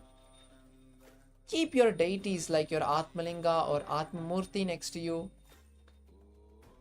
to make sure that your Bata Varna, your space around you is in high energy. And as we take a moment to bring these eye band, to bring the items needed for the power manifestation, I would also like to share with you an interesting understanding from the power manifestation. Now, we performed the yoga. In the yoga, we have this beautiful component of the pranayama, where we perform various breathing techniques. That pranayama is very important because as we inhale and exhale, we are not sucking as much the life energy from the air that is around us. But when we start performing this pranayamas, they intensely energize our body with the prana energy. And that prana energy is something that is now going to help you to manifest the powers. Because only when we are in a high space of consciousness, when all our energy centers are actively awakened and energized, we will be able to pull the Kundalini to the third eye and see. So now that we have perform this beautiful Dvitiya Vinyasa Krama, all of us are highly energized. And now when we manifest the powers, you will be able to see a difference between when you manifest it without doing the yoga and now. So now let's see the Shastra Pramana, the scriptural reference. It's always very important to always remember Paramashiva before we start the power manifestation. Now I'll be chanting this Shastra Pramana for all of you. And then I'll be sharing with you the translation. Kapalantarmanonyasa tishthan militalochanaha kramena manaso dadyat lakshayet lakshyamuttamam. The beautiful translation for this verse goes as, by fixing the mind on the inner space within the crown center, having the eyes closed in succession, with the body completely stable. By that stability, one gets the ability to see beyond the sight, see the Lakshyam, and he is in the space of oneness with Paramashiva. Now, when we manifest this power manifestation, here Paramashiva is revealing the source of how this power manifestation has to be done. These powers are not just a few decades old or a few centuries old. They are thousands of years old because they were revealed to us by Paramashiva. And this technique has been foolproof and time tested throughout the ages, passing from lineage to lineage. Paramashiva here tells us to first bring the awareness to Guru, to Swamiji. Visualize Swamiji, that beautiful experience you have had with him. And when you visualize that space, you enter into the space of unclutching, Nirvikalpa Samadhi. And when that happens, you will start seeing everything with your eyes closed. Paramashiva will start flowing through you and giving you the revelation of the object, the image, or anything that is being projected. Now let's enter into the first round of the manifestation. Today again we are going to be seeing some pictures.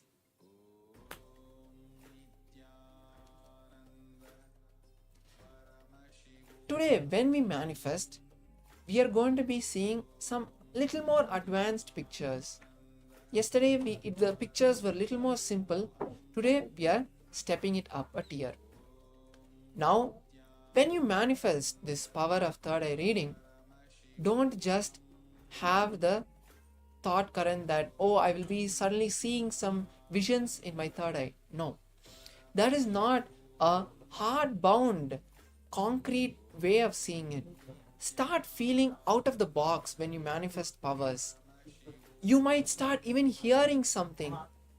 Many times we have had participants, when they see the picture of a tree, they hear the rustles of the leaves.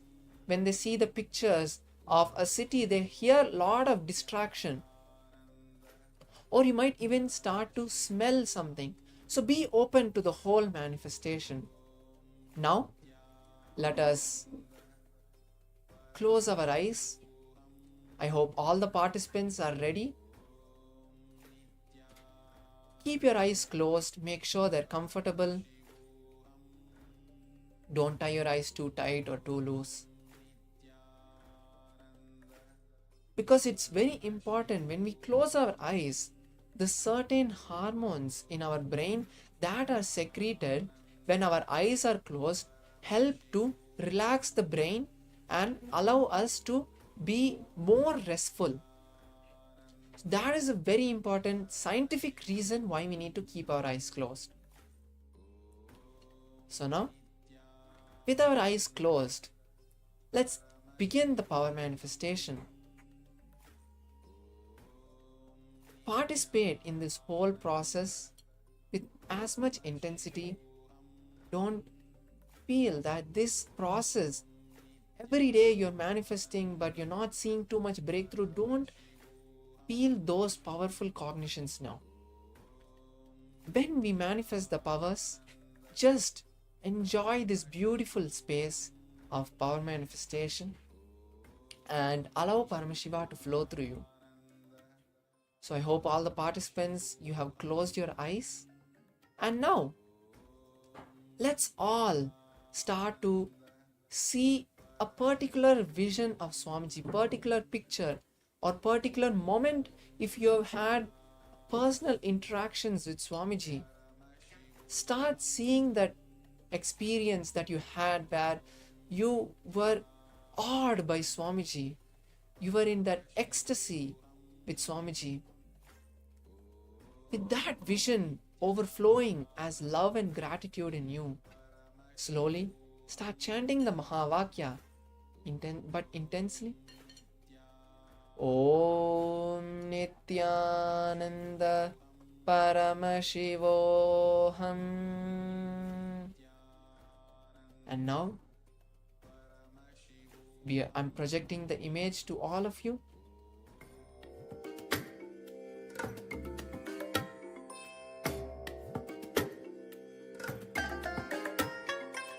I bless you all.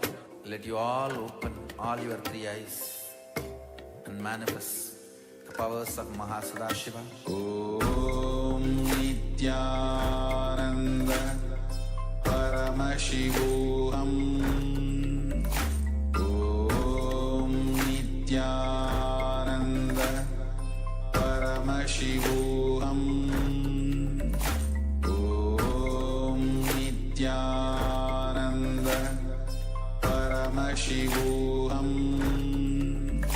Om Nithyananda Paramashivoham. Om Nithyananda Paramashivoham. Om Nithyananda Paramashivoham. Om Nithyananda Paramashivoham. Om Nithyananda Paramashivoham. Om Nithyananda Paramashivoham.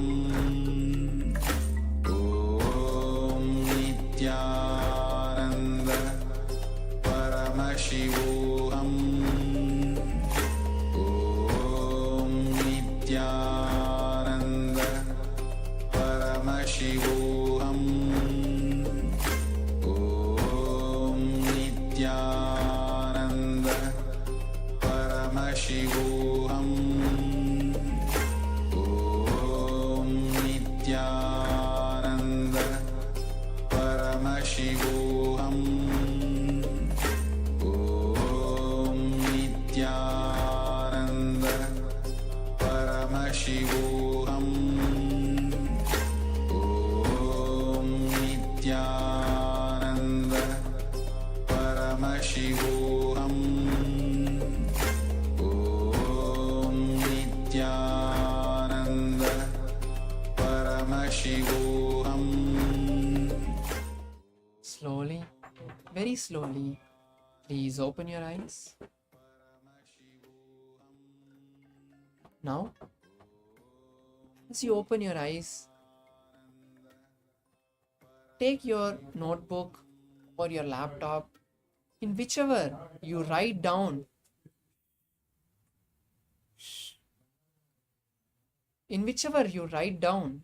your revelations that you get through in the power manifestation. Start writing it down. And as you write down, I would like to also share another important cognition that you can hold.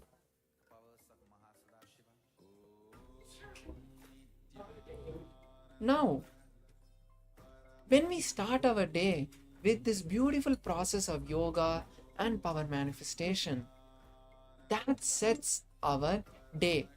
We've all seen in our lives where in many situations in the early morning when there was unrest, where there was something that disturbed your whole space, you can see that your whole day just goes by in a very depressing way.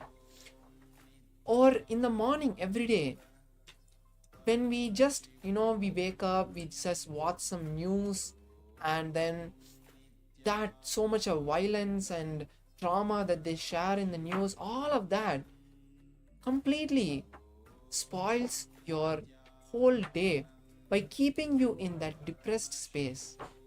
But now Swamiji is giving you this beautiful opportunity to manifest Paramashiva as the first thing in the morning. And that is why this whole Charyapada lifestyle is important, because it keeps that visualization of Paramashiva intensely beaming in your system throughout the day, making you have the ability to manifest everything.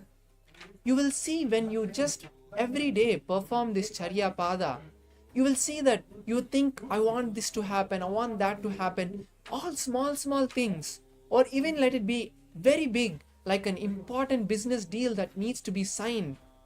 You will see everything manifest throughout your day. And that is the beautiful power of manifesting powers as the first thing in our morning.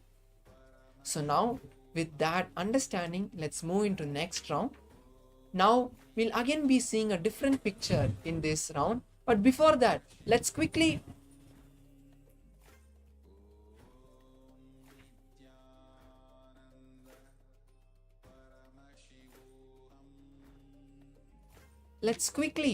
verify the image that we had seen in the last round.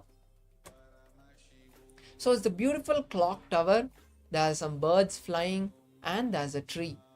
So there are a few colors that you might have seen, like blue or brown, there's green, and if you have seen a tall building or a tree, all of these different components that are there in this image, anything that you saw is perfectly fine. You have started manifesting, and that is more than enough. To be able to cherish and celebrate the manifestation of the smallest scale is the first step that you will take to manifesting the beautiful powers of Paramashiva. Now let's move into the next round. Again, I request all the participants to keep your eyes closed, blindfold your eyes. And as you blindfold, once again bring that visualization of Swamiji, that beautiful experience that you had with him, that intimate space where Swamiji blessed you, where Swamiji gave you that experience of that otherworldliness, and that beautiful love and gratitude overflowing from your system, raising your consciousness to the next level. From that space, slowly start chanting the Mahavakya. Om Nithyananda Paramashivoham. Once again, as you start seeing the picture that is being projected, start.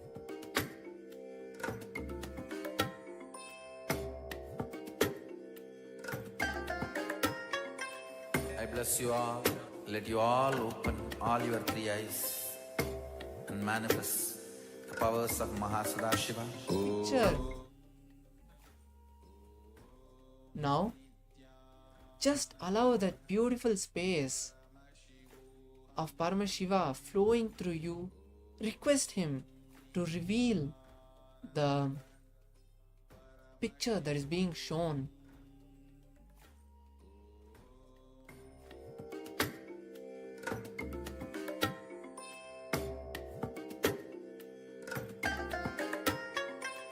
I bless you all. Let you all open all your three eyes and manifest the powers of Mahasadashiva. Om Nithyananda Paramashivoham. Om Nithyananda Paramashivoham. Om Nithyananda Paramashivoham. Om Nithyananda Paramashivoham. Om Nithyananda Paramashivoham. Nithyananda Paramashivoham Om Nithyananda Paramashivoham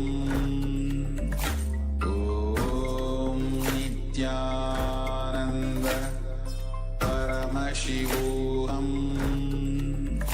Om Nithyananda Paramashivoham Om Nithyananda. Now, slowly, very slowly open your eyes, and once again, take your book or laptop, phone, wherever you're typing down the revelations that you just saw from Paramashiva. Start writing them down. Write them in all detail. Whatever you heard, whatever you felt, whatever you saw, everything. Write it all down. As when you write down everything, without having the filters of self-doubt or self-denial, feeling that doubt about what you manifested, dropping that doubt every day, making slow but steady progress to start believing in your third eye, to start believing, trusting Paramashiva, start keeping that cognition that I can see and what I see is going to manifest is very important. So, as you write down now, completely be open to everything that you're seeing. And now, let's see the answer. So, it's this beautiful fish that there's this clownfish where there's orange and white and a green background. So, this is the beautiful image. And now take a picture of this, and the final step of this whole power manifestation is sharing it on social media. So now as we move to the next step, the next sessions, before we move, just take a few minutes before you get refreshed to share your experience on social media and tell the world that you are manifesting Paramashiva intensely. So this, I'd like to thank all the participants for your participation. And now we'll be moving to the next sessions to get ready for the final climax of this whole program, the Darshan of Swamiji. So this, I'm leaving you here, and thank you, Nithyanandam.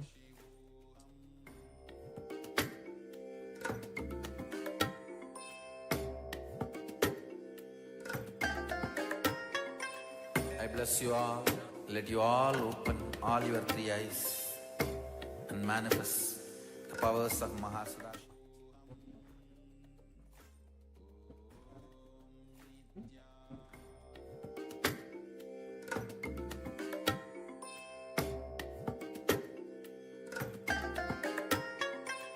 I bless you all.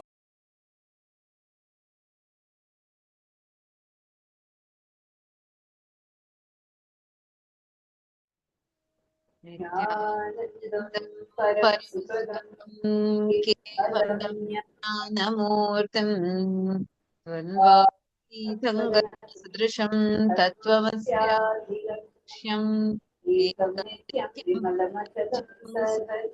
साक्षिभूतम्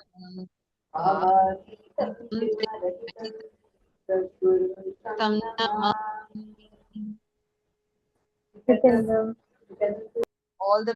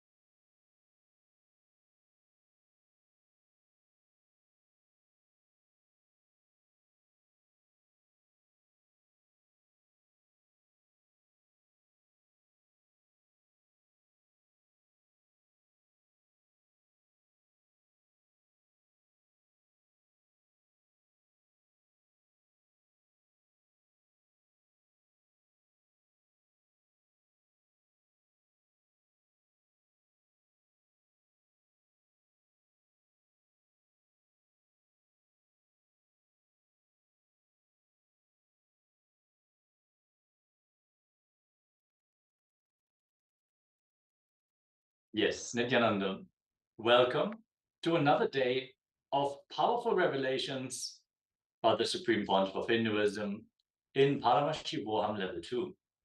We experienced a very powerful Dvitiya Vinyasa Krama yoga session, and then directly after that, the power manifestation. Today, let us receive the powerful cognitions by the Supreme Pontiff of Hinduism. Let's get ready and experience a breakthrough in perpetual completion. Let us manifest the Sahaja Samadhi, the state in which we are continuously completing effortlessly. We're not even building more incompletions. We're moving from the vicious cycle of incompletions, which create our reality in a way that we build more and more incompletions, get more and more frustrated, irritated, agitated. Breaking this vicious cycle and moving to the virtuous cycle by completing every moment, every incident will be very clearly understood by us, and we will realize exactly when our patterns are being triggered, and we can decide to go beyond them. Let's get ready for the first jnana segment.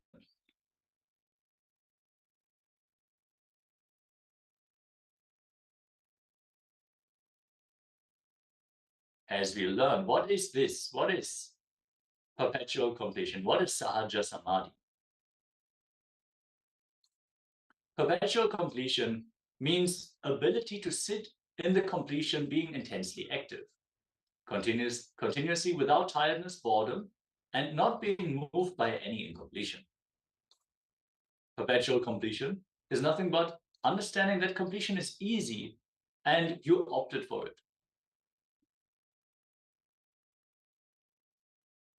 In the Ishavasya Upanishad, the Shanti mantra expresses that completion is really the natural state. There's nothing other than completion exists.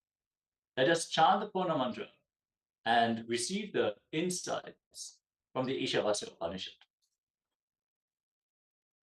Om Purnamadav Purnamidam Purnat Purnamudachyate Purnasya Purnamadaya Purnameva Vashishyate. Om Shanti Shanti Shanti Hari Om Tat Sat Sarvam Bhagavat Shri Nithyananda Paramashiva Padukar Panamastu. Let's bow down to Swamiji for this divine revelation. Completion. From completion, even if you think completion has moved out, the completion remains complete. Completion. Even if you feel moved away from completion, it remains complete. And completion merging into the completion remains complete. So from the whole, even if you remove a part, the whole remains the whole. The part which you remove from the whole itself remains the whole, complete. And even if you remove the whole from the whole, it still remains complete. Completion is the nature of existence on every level. When we feel incomplete, is it just our limited perception of reality that makes us experience this? And the science of completion always leads us to the complete understanding and to the eternal bliss, Nithyananda. When we are in the space of perpetual completion, everything will look beautiful. We will feel everything is so beautiful, blissful, inside us and outside us. Our decision to be in the space of completion is primary requirement, preliminary step, first foundation. When we decide to declare completion with ourselves and with others, life starts.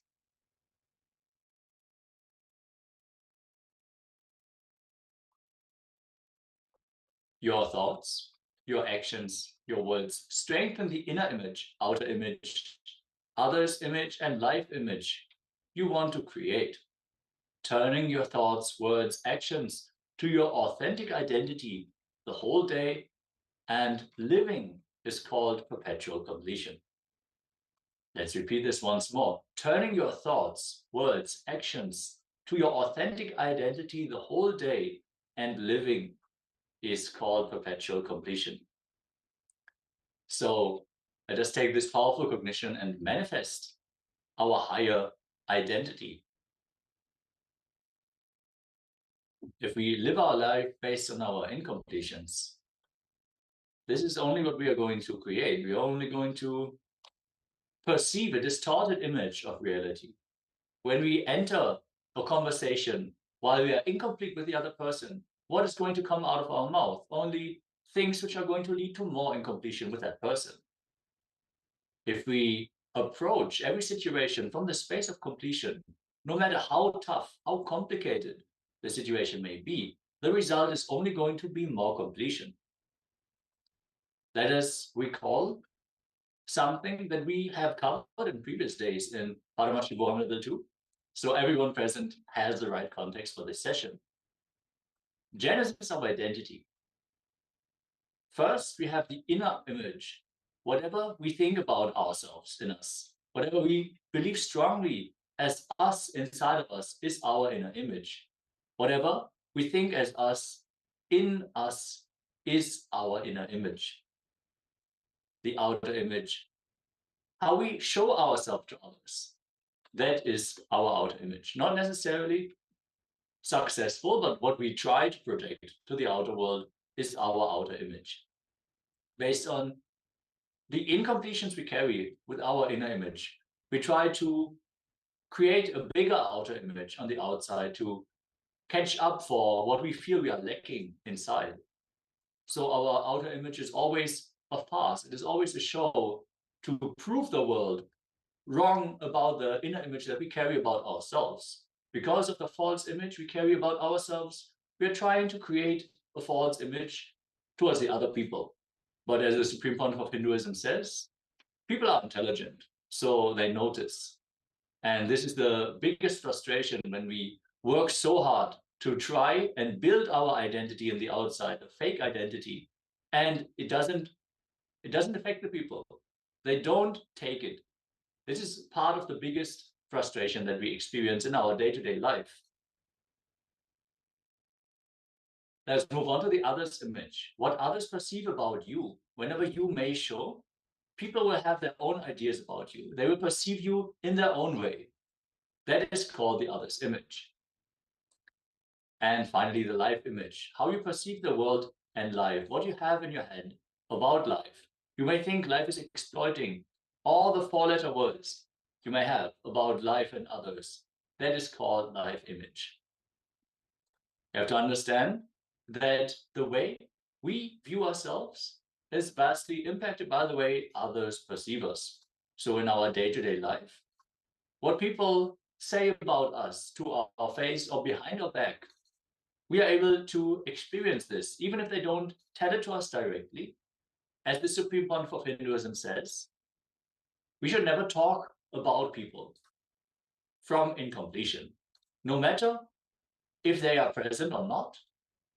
These words will pollute our bark. And the moment we speak to them, the same vibration, the same energy will be present in our bark and they will be able to experience it. There is no separation. Even if you're in the presence of other people and the person you're talking about is not around, don't speak about them from the space of incompletion. If you have to complete with them, you should complete with yourself first, and then approach them from the space of completion and removing whatever incompletion is there directly, openly with them. This is the way that all the problems you're facing in your relationship are going to resolve. Let us enter a small exercise. Step 1, deciding and declaring. Declare, I am in the space of completion. I decide to reside in the space of completion forever. I am going to be in the space of perpetual completion forever. It may sound like a big declaration, but the declaration is what's going to lead us through the depth, break the time and manifest it as our space. So let us go and make an authentic declaration to reality. As the Supreme Pontiff of Hinduism has proven many times, it is a possibility for every person. It is not that you have a specific qualification you need to meet in order to be complete. No, it is your decision and the feeling of urgency, making it urgent. You have to realize what incompletion is doing to your life, destroying your relationships, preventing you from manifesting the life that you want, and generally creating all the misery in your life. So deciding to live from a state of completion is only going to radiate that in your life. It's going to create that in other people. As Swamiji says, it is not wrong to struggle. It is not bad to struggle. If you feel you are failing again and again and again, that is a great thing, because that means you are trying again and again and again. Failing is not wrong, but giving up is very much wrong. So if you're declaring your authentic reality on a high level and you're continuously trying with intensity, it is going to manifest. It is going to manifest. It has to manifest, because your will is shaping the reality. Let us move to the foundation for perpetual completion. The moment you declare, your declaration to yourself is the bridge on which now everything can start getting built. That is the foundation. You need to be convinced within you that you want to be in the space of completion. We come up with all kinds of excuses and justification for why we would not complete. We get comfortable in our smaller identity because we don't know how our life could be. For example, a person who is living in poverty might find all the justifications for why they are not going to work, take the responsibility, and make the rich lifestyle happen. They might have all the words like, rich people are evil, I don't want to be that kind of person, I don't want to exploit people, I want to be dharmic, I want to live the right path of renunciation. All these kinds of excuses might be used, but below that statement, if we see deeply, it is a deep incompletion with oneself, and the non-involvement with life, the non-willingness to take the jump, take the decision to be in completion. No practice, only declaration. The moment you declare completion with yourself and others, life starts, and it does not need any other practice than simple declaration.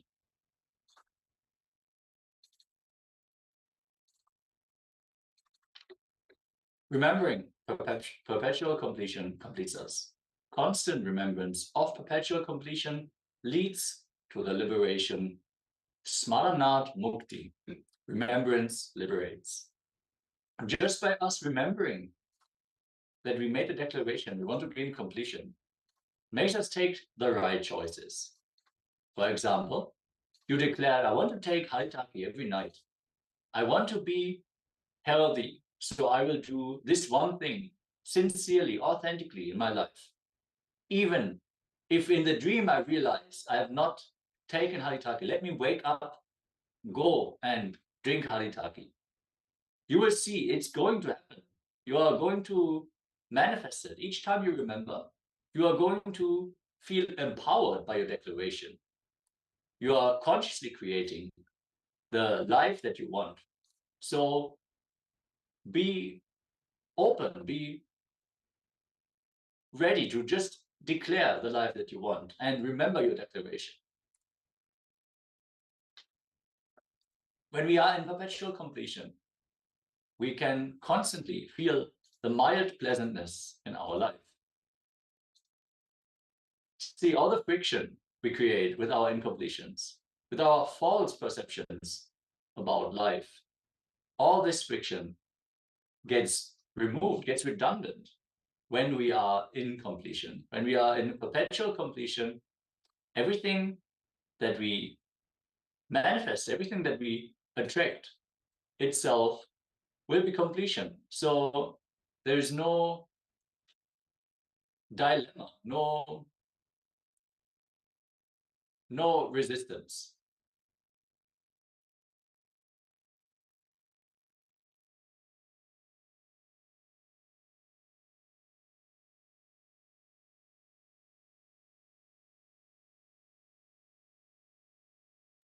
So when we declare our higher possibilities, when we declare boldly and we manifest our life vastly different, vastly greater than we have ever experienced our life to be, then we might fail. We might fail once, twice, 20 times. But if we remember that we made this declaration and remember that completion is only going to bring completion, is only going to bring more and more completion, then we understand that even this failure, if we approach it from completion, it is no longer a failure at all. It is just a step on the way towards achieving the goal that we pursue. So, taking this context, let us start declaring our life in a grand way. The Supreme Pontiff of Hinduism says, if you are in depression, the moment you feel overwhelmed with something, instead of slowing down, you should take up more and more and more projects. This might sound paradoxical, but just think about it. You're overwhelmed, you feel you are failing in a project. And instead of slowing down, you're taking up 10, 15 more projects.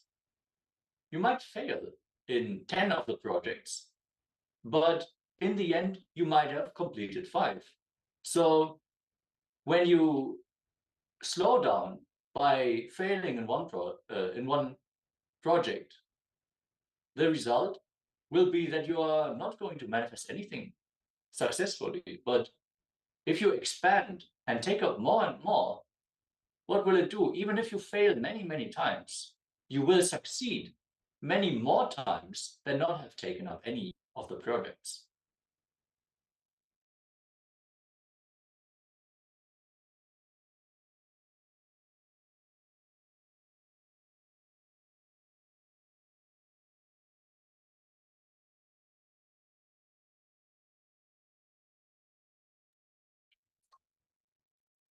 So with this, let us listen in to the revelations from the Supreme Pontiff of Hinduism himself, as he is sharing about perpetual completion.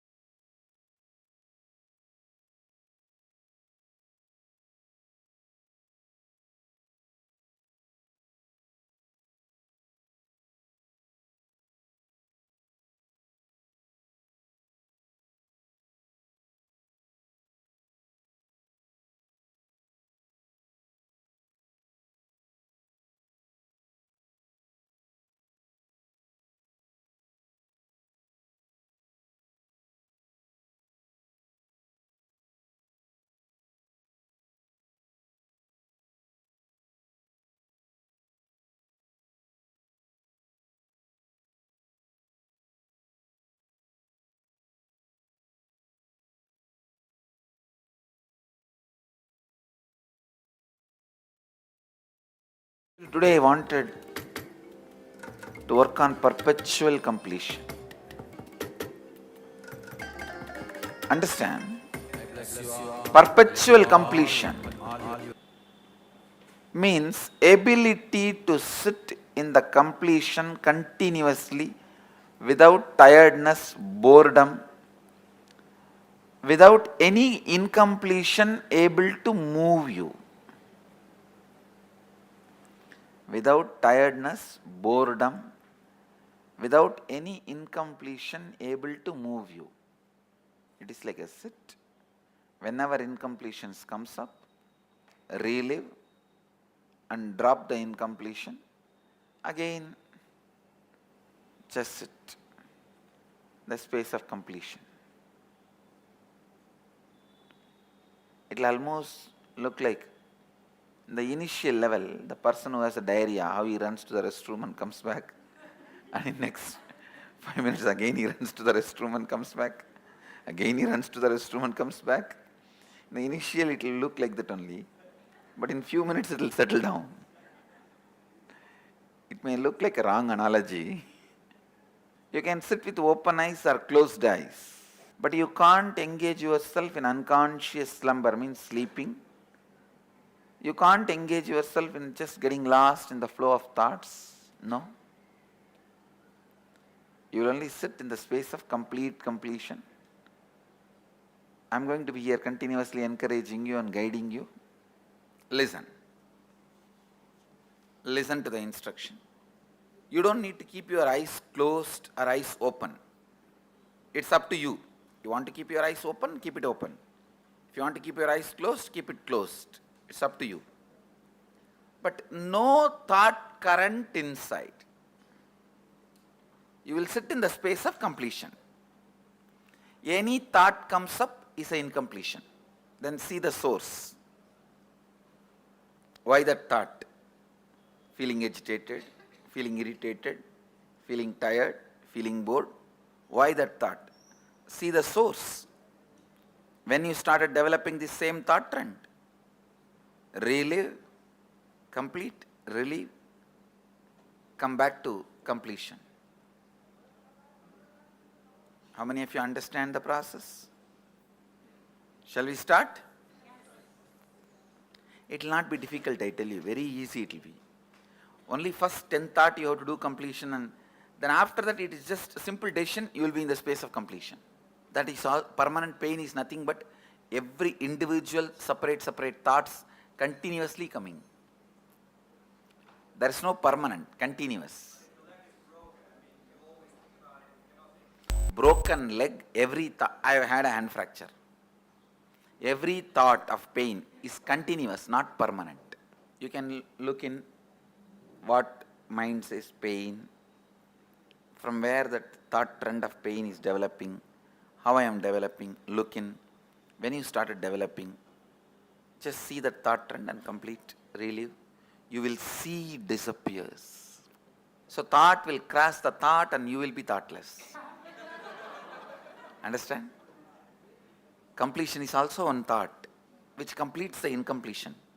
You will be in the space of completion. I tell you, you can complete even with the life incidences happening. For example, if you are continuously abused, decide I am completing with this pattern. You will see suddenly, you will stop attracting the people who are abusing you. Your life incidents can be completed. What you are talking about, small pains.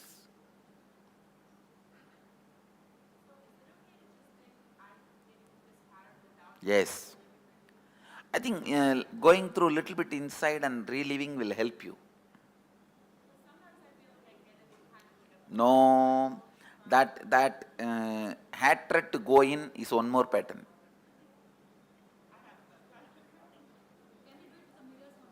Yes. You can use anything you want, just come back to completion, that's all. You can. Everything in this session I am trying to teach you is completion is your simple decision.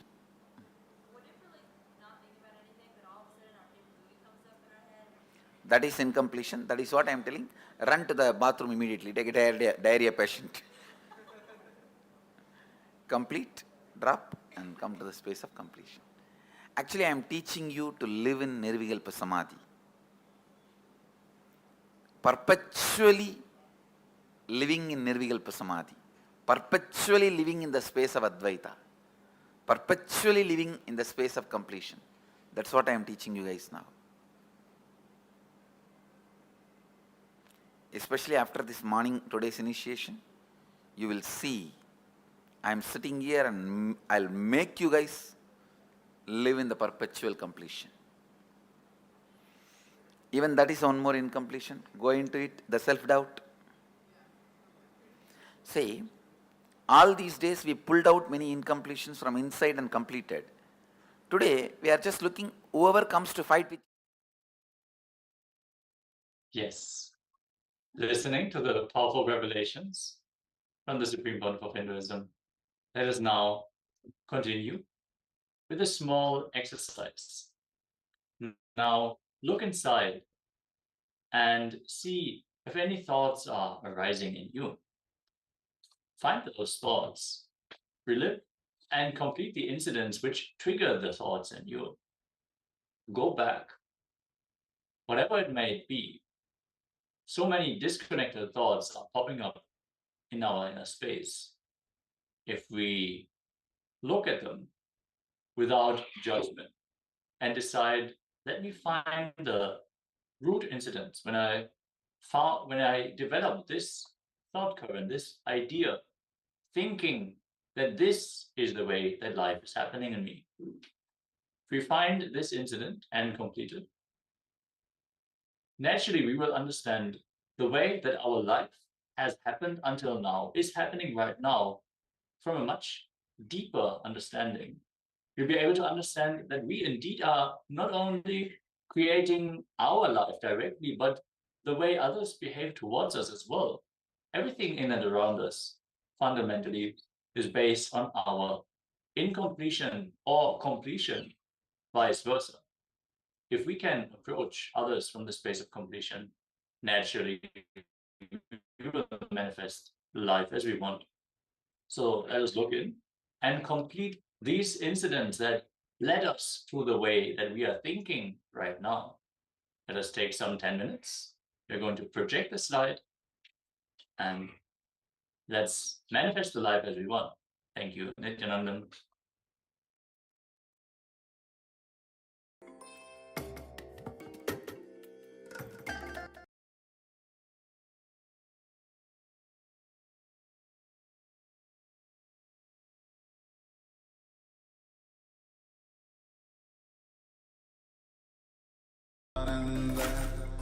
Paramashivoham Om Nithyananda Paramashivoham Om Nithyananda Paramashivoham Om Nithyananda Paramashivoham Nithyananda Paramashivoham Om Nithyananda Paramashivoham Om Nithyananda Paramashivoham Om Nithyananda Paramashivoham Om Nithyananda Paramashivoham Om Nithyananda Paramashivoham Om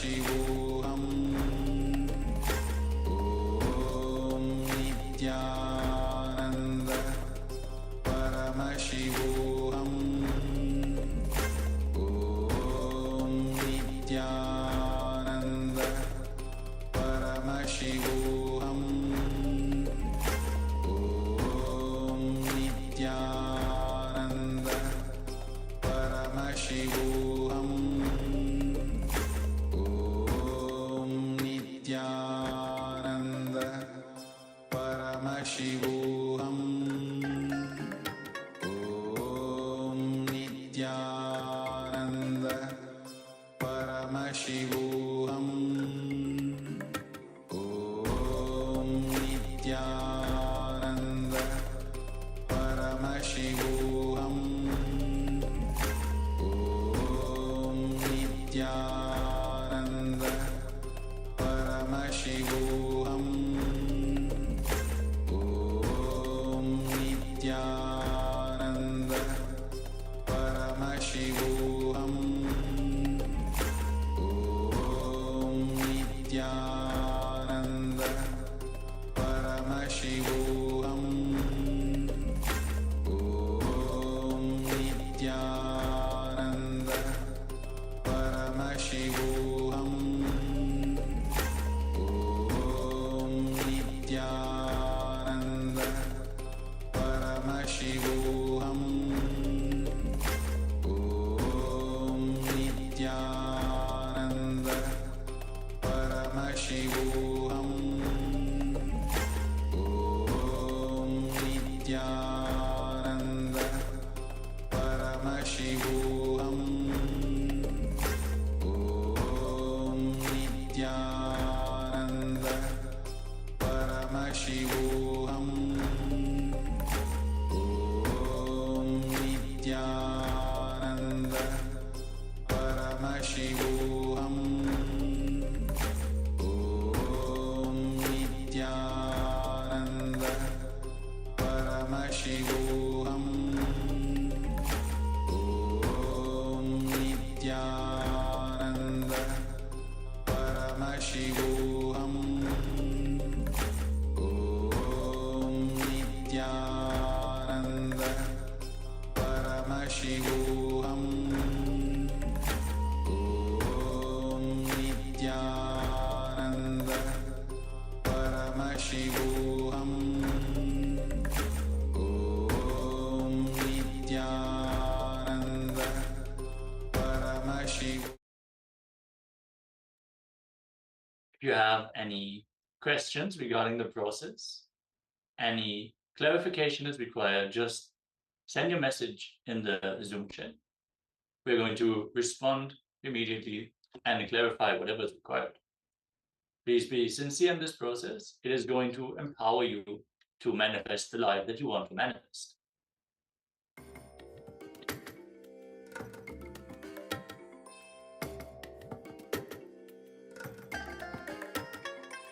I bless you all. Let you all open all your three eyes and manifest the powers of Mahasadashiva. Om Nithyananda Paramashivoham. Om Nithyananda Paramashivoham. Om Nithyananda Paramashivoham. Om Nithyananda Paramashivoham. Om Nithyananda Paramashivoham. Om Nithyananda Paramashivoham. Om Nithyananda Paramashivoham. Om Nithyananda Paramashivoham. Om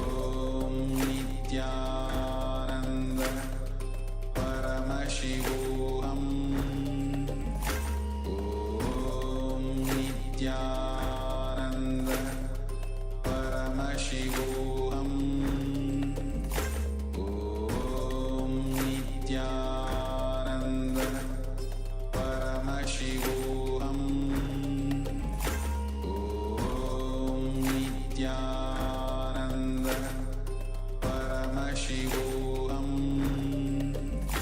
Om Nithyananda Paramashivoham Om Nithyananda Paramashivoham Om Nithyananda Paramashivoham Om Nithyananda Paramashivoham Om Nithyananda Paramashivoham Om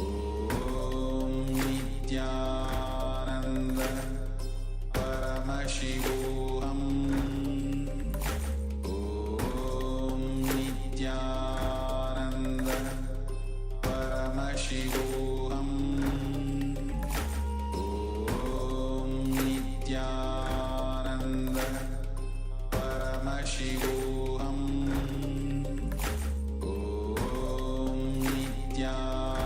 Nithyananda Paramashivoham Om Nithyananda Paramashivoham Om Nithyananda Paramashivoham Om Nithyananda Paramashivoham Om Nithyananda Paramashivoham Om Nithyananda Paramashivoham Om Nithyananda Paramashivoham Om Nithyananda Paramashivoham. Yes. I hope everyone concluded this exercise sincerely. As the Supreme Pontiff of Hinduism revealed, there is a space which is beyond time, where all of the incompletions we experienced have already been completed. So, in truth, completion is the only reality. From the space beyond time, which is the real, ultimate, infinite existence, all our incompletions have already been completed. Manifesting perpetual completion is just the declaration, the decision to live as per reality, knowing that after this temporary experience that we are going through in this human form, let us decide to live as per the truth. Let us complete. At the end of time, in the space beyond time, we are going to have completed. Let's repeat this. In the timeless space, we are going to have completed all the incompletions that we have been going through in our lifetime. So why not just complete now and experience the completion space, experience the truth, the highest possibility, going from the vicious cycle, which is going to only extend this cycle of rebirth and death, the cycle of pain and suffering. Why not make it a blissful experience as long as we are here? With this powerful cognition, let us now move on to the next segment of the day, which is going to be a round of power manifestation. Today, we are going to manifest the power of consciousness over matter. Let us move the matter with our consciousness. The moment we connect to the higher possibilities, to our highest self, to our real identity, which is Paramashivoham. As the Supreme Pontiff of Hinduism revealed, Paramashiva, Shiva, is the only Purusha, the only person, the only identity which exists in the cosmos. Everything else is a temporary existence, a temporary form that he is taking to experience himself, to celebrate himself. So let us manifest our higher identity. Realize that yes, Om Nithyananda Paramashivoham, I am Paramashiva. And with this realization, what happens is that his powers are being made available to us, because as long as we stay in the small identity, all the bank balance, health, wealth, whatever is there, the possibilities we experience based on the identity that we are holding onto, that we are identifying ourselves with, all these identities are available only the moment we cognize and declare, manifest, realize our higher identities. All of a sudden, these powers and possibilities of the higher identity open up in ourselves. So basically, for example, you live in a country and the country has specific laws about how you have to behave in traffic. Swamiji gave the example of India. If you live in India, you're not going to get a speeding ticket. You can drive as fast as you want. No one is going to follow up on that behavior. Now you move to the US and you experience the new freedom in certain areas. You might make more money or experience different lifestyle. But along with those lifestyle changes, also the traffic rules are going to be added to your life. So based on the change in identity, you're also going to get whatever is attached to that identity. See, if you start viewing yourself from a lower identity, you will receive all the effects, after effects, side effects of this lower self-identification. This is how powerful your consciousness is. Even though you are Paramashiva, your decision to identify yourself with your small identity binds you and reduces the powerfulness that you experience about yourself. Vice versa, dropping the small identity and asserting your higher identity as, yes, I am Paramashiva, opens up the possibilities and powers of him in you. So let us now move into the power manifestation, where we jump to the highest cognition immediately and just assert the powers as awakened in us by the Supreme Pontiff of Hinduism. Let us first bow down to Swamiji as he has graced us not only with the powerful cognitions to realize our higher identity, but also the Diksha, the initiation, the cosmic permission to manifest these powers, to live this lifestyle, to manifest Paramashiva, as it has been revealed in the scriptures and it has been present in Vedic times, in the superconscious civilizations, which we are reviving through KAILASA now. Let us sit straight with our head, neck, and spine in a straight line. Join our hands in Namaskara Mudra in front of the heart center. Close our eyes and visualize the sweet smile of Swamiji now in the space as we chant the Satguru Vandanam.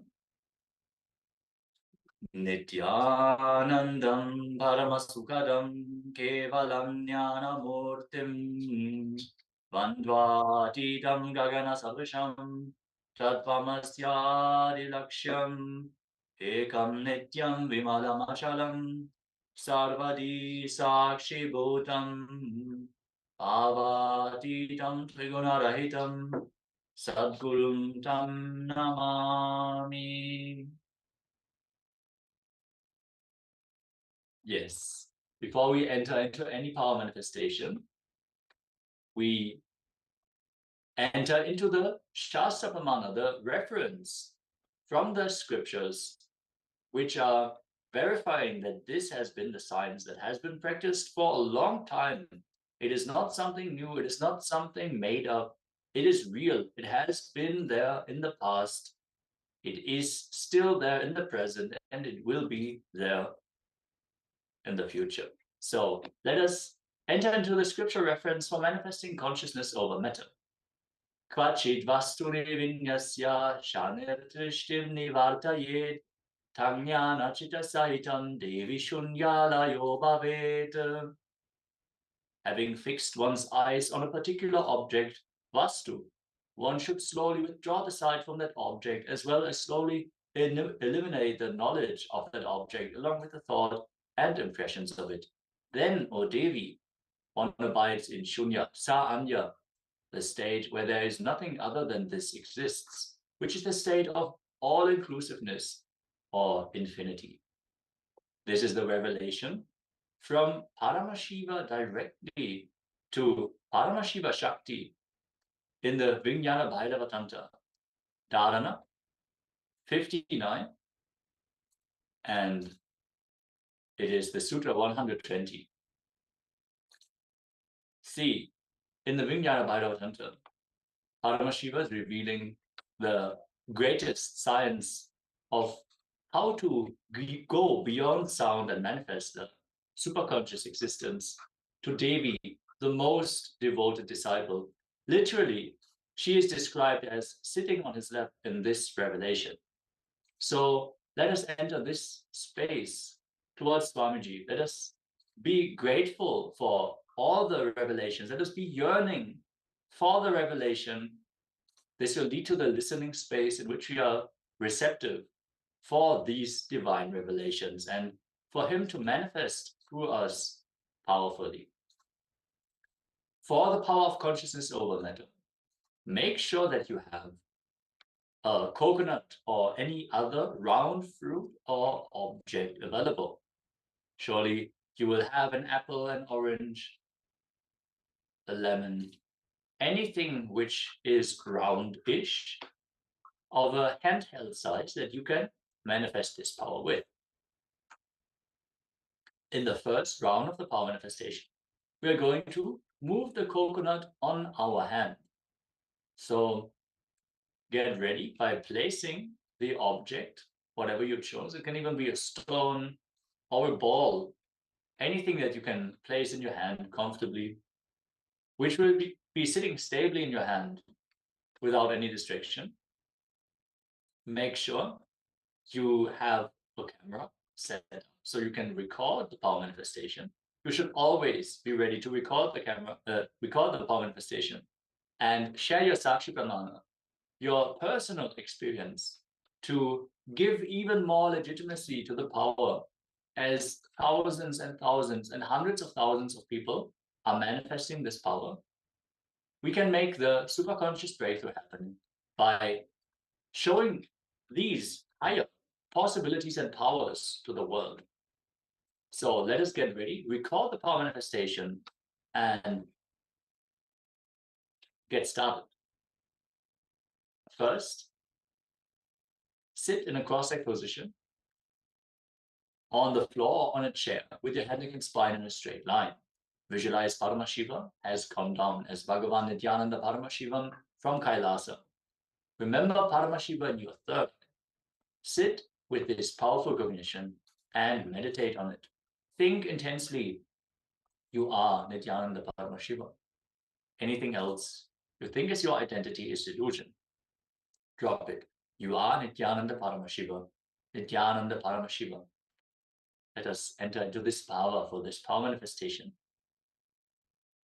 Absolute unclutching, to experience the state of Paramashiva, complete completion, to experience the space of Paramashiva, oneness to experience as powers of Paramashiva, intensely vibrating in Ajapa Japa.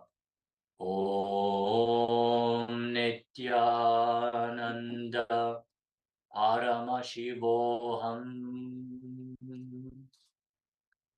Deep feeling connection with Bhagavan to experience the being of Paramashiva. Let's now place the object on a palm, place a hand on a table, a flat surface, where it is stable. So there is no margin for errors for this power manifestation. And let us gaze at the object intensely, chanting the Mahavakya, and remove all the ideas that you have about the object.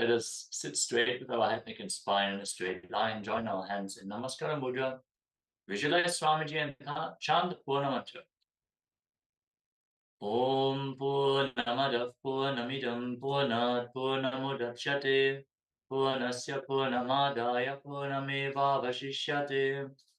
Om Shanti Shanti Shanti. Hari Om Datsat. Sarvam Bhagavat Shri Nithyananda Paramashiva Padukar Paramastu. Om Nithyanandam. Thank you all. With this, let us now move on to the next session, which is going to be how to cleanse our muscle memory, biomemory, and our bioenergy.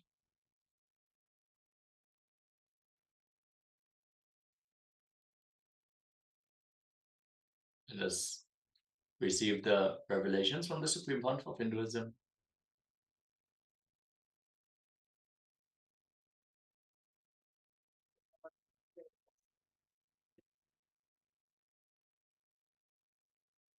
Muscle, biomemory, and bioenergy.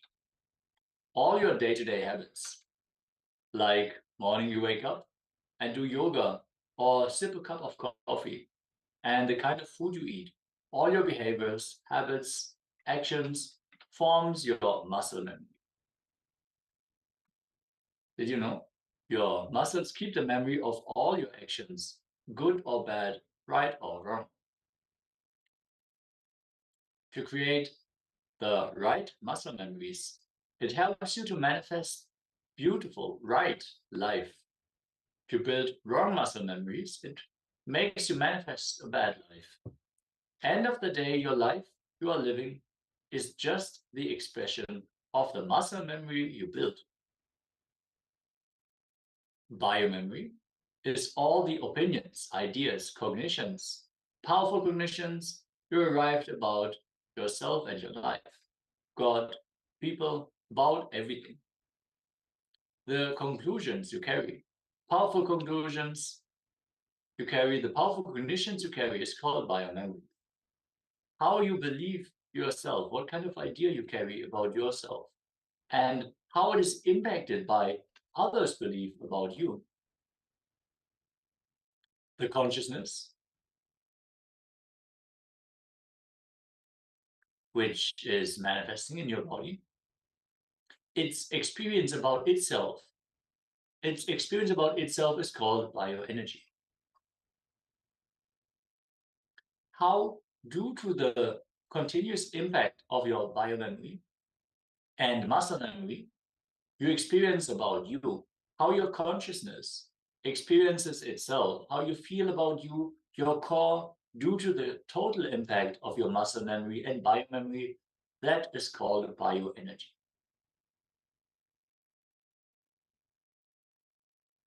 Actually, the bioenergy only takes multiple births.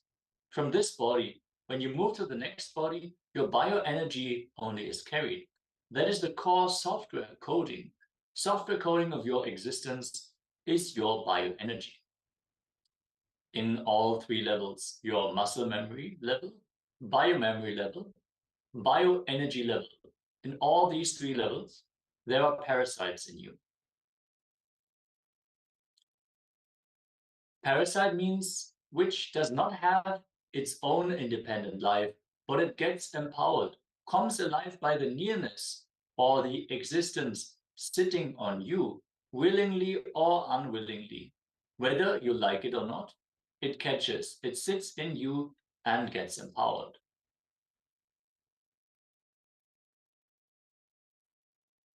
All of you know medically the parasite sitting in the stomach, on the skin or the scalp.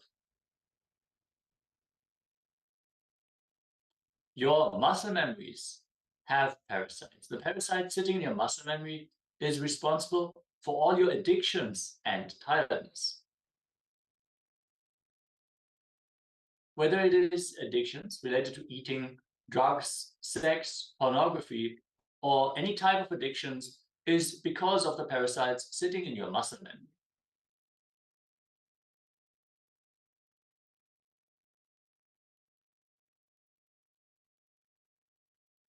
Due to the unconscious lifestyle, you collect many addictive patterns and empower them with your parasites.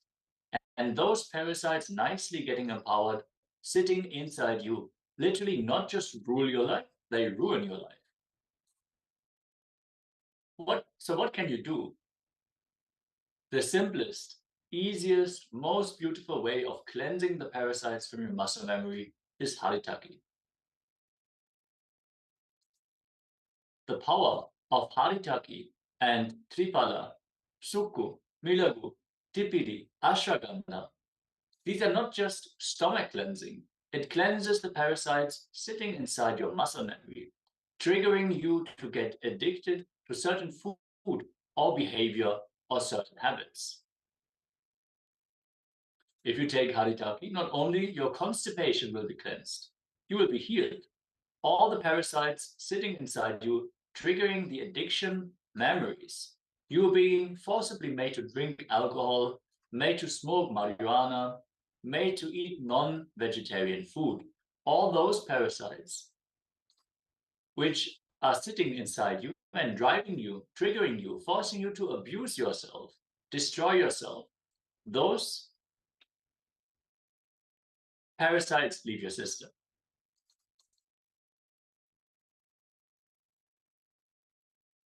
Ma Nitya Guru Prasadini is asking to share the slides. Sure, Ma.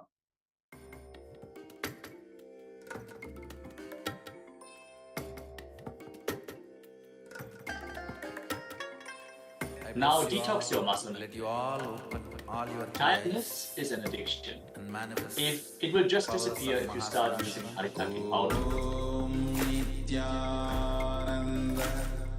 From experience, if you just take 1 teaspoon of Haritaki in the night time before going to sleep, in the morning, you will feel so fresh. You will not have the lethargy, the slow waking up and not being able to come out of bed, the turning left and right. You will just be waking up and the day can begin. Detoxing your muscle memory literally transforms your life to a royal life. Tiredness is an addiction. It will just disappear if you start using Haritaki powder. Every day, intense yoga can completely detox your muscle memories. Now, the way to cleanse the biomemory. When the parasites sit in your biomemory level, they become part of your every cognition about you. The very cognition about you that is the most dangerous. Frustration, anger, violence, boredom, all these are parasites sitting in your biomemory. Now let us enter into a small exercise. See, why you feel anger? Because you have certain conclusions about you and about others, about the world. When those conclusions are triggered by these parasites, something crisscrosses by these parasites, it triggers you so much and makes you react. You just destroy everything around you and your life. Jessica Martin is asking, do we do the Haritaki with the neem tea after yoga? See, the Supreme Pontiff of Hinduism, Swamiji, revealed the best way to take Haritaki is just taking 1 teaspoon of Haritaki in the night, the last thing after you had your food, before going to sleep. If you wait for some 30 minutes after taking the food, you ensure that the food also is properly being digested. The last thing you consume already should be Haritaki. So you can either mix it with water or just take the Haritaki in your mouth and then drink afterwards. You should take a lot of water along with Haritaki. Just make sure it's the last thing you take in the night. Don't eat anything after taking the Haritaki. It should sit in your intestinal tract throughout the night. This way it's going to have the most effect of your life. Surely you can also take Haritaki over the day. Manitya Guru Prasadini is saying she already had a spoon of Haritaki powder for today.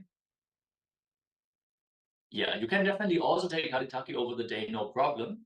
But the ultimate effect it will help if you take it overnight. You can also brush your teeth with Haritaki.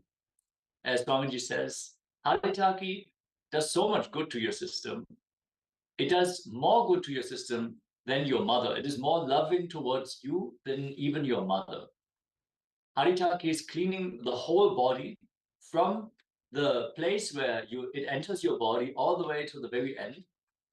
If you start brushing your teeth with Haritaki, what it will do, it will pull out the bad bacteria which is hiding in your gums, in the cavities between the teeth.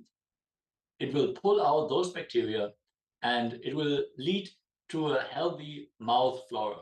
It will cleanse every part of the digestive tract.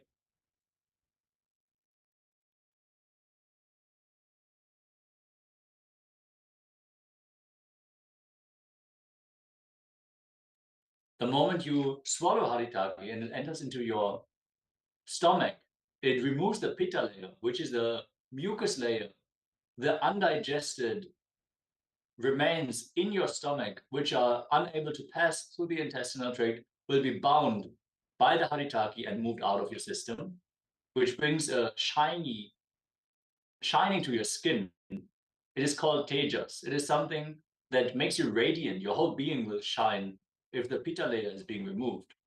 And throughout the rest of the intestinal tract, it will have a diuretic effect.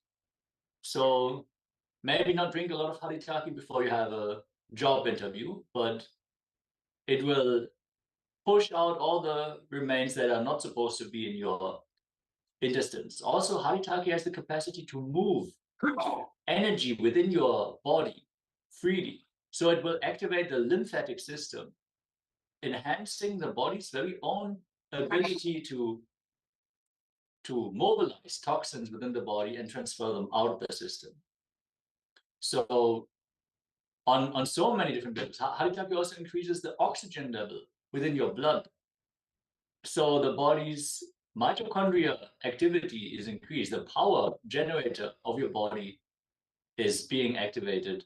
With more blood oxygen, your brain gets activated because the lack of oxygen in the brain which leads to most of the tiredness and boredom, the low energy feeling, even depression oftentimes comes along with the low oxygen levels within the brain. So the list is almost endless if you speak about Haritaki. Even like old toxins within the bone marrow can be cleansed by rubbing Haritaki into the skin. There's so many use cases for it.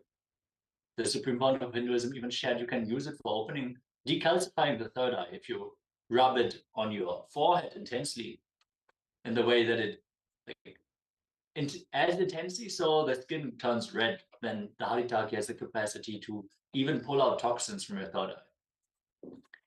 Ryuji Agoda Shiva is asking, should I do both of them, teaspoon at night and brushing teeth? Also, how to proceed with the brushing of the teeth with it? Definitely. There's no downside in using Haritaki frequently. So brushing your teeth and taking it in the night is going to have a great effect. How to proceed with the brushing of the teeth? I usually just take a small teaspoon and make the toothbrush wet, then nicely place it onto the teaspoon so the Haritaki sticks to the toothbrush, and then start brushing. You can also just take the teaspoon, put it into your mouth, and then move it around like you would move toothpaste. Both works well. You can even rub it into your gums. There's like endless benefits from Haritaki and so many different ways to use it for the body. Yes, it's a pleasure to me. Thank you so much. Let us now move on with the process. See.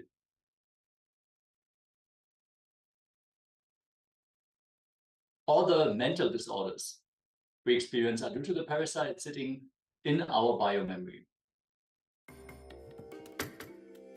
So all of you should realize all your problems, mental or physical, is not because you are bad, let you all but because your all your parasites are three bad. eyes and manifest the powers Swamiji of has revealed that Mahasada in Vedic culture, parasites are considered even the cells which are not immediately following the instructions given by the consciousness that's occupying the body. So even if you want to bend your body and your muscles are too tight to enter into the posture, these are considered parasites because your body is supposed to follow your consciousness immediately. So let us work on detoxifying our muscle memory, biomemory, and bioenergy. Only one thing can detox you from all the parasites sitting in your bioenergy, living around the master. You need to see him constantly, how he behaves, how he lives, how his muscle memory is working, how his biomemory is working, how his bioenergy is working. Detox your bioenergy through living with Atmamurti. Atmamurti is your personal deity of Guru. Your personal, intimate version of Guru is in the form of deity. Live with that deity. That can be a substitute as of now, till you get the opportunity to live with Guru in the physical presence.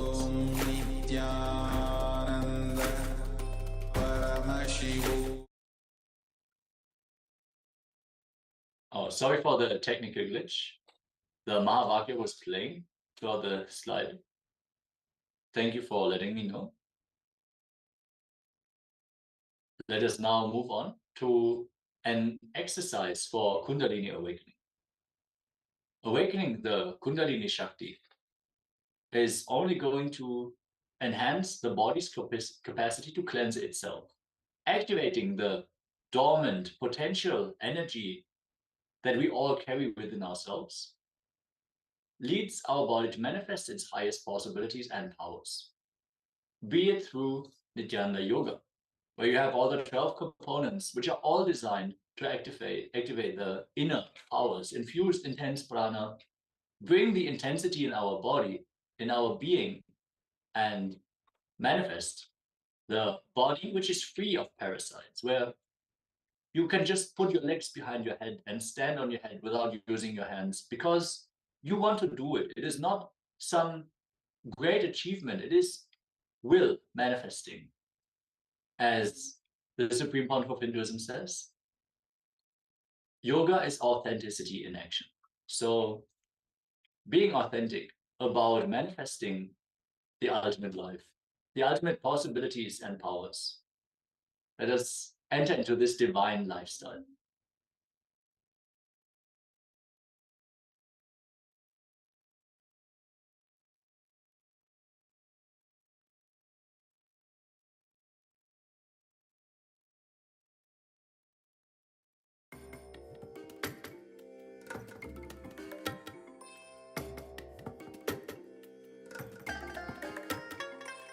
I bless you all. Let you all open all your three eyes and manifest the powers of Mahasada. Yes, let us now enter into this Kriya, this exercise for Kundalini awakening. This is the Kriya which awakens the Kundalini, makes all your incompletions powerless, the root incompletions, from as deep as violence to as superficial as tiredness. I'm giving you my word. Only once doing this Kriya now will free you from any addiction, any number of years old. I know I'm responsible for it because tomorrow itself you will catch me, hey, I was having this addiction. If it has not dropped, you can catch me. I know for sure it will lose power over you, in the words of the Supreme Pontiff of Hinduism himself.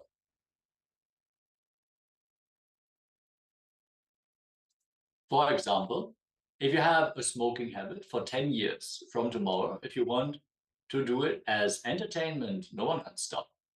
But it will not have power over you as an addiction. You won't feel powerlessness if you won't smoke. Make sure you have enough free space around you for this exercise. First, let us start with a disclaimer. heart patient, high blood pressure patient, recently had hernia, surgery, pregnant women will not do this kriya. You won't take the risk. Please ensure that if you fall under any of these categories, don't perform this kriya along with us. Now let us move into the steps for the kriya. We're going to take 7 minutes for each of the individual steps. And let us now intensely awaken the Kundalini Shakti. Get ready. Sit comfortably on the floor or on a chair, on a sofa with enough space around you. And in the first step, inhale through the left nostril, holding the air as much as you can comfortably. Don't exhale again. Inhale through the right nostril.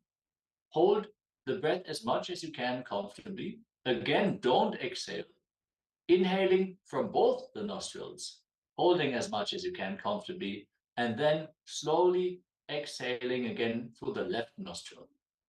This is called as Trinetra Kumbhaka, literally the Kumbhaka, the breathing technique, the breath retention for third eye. Trinetra is the third eye of Paramashiva. So again, let us first inhale through the left nostril, hold our breath. Without exhaling, inhale through the right nostril, hold our breath. You can use the support of your fingers for this exercise, closing the nostrils with your fingers. Then inhale through both nostrils. Again, close your nostrils and hold your breath before you exhale through the left nostril.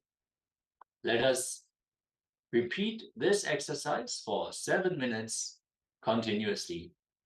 It will intensely awaken the Kundalini Shakti and lead it up all the way to the third eye.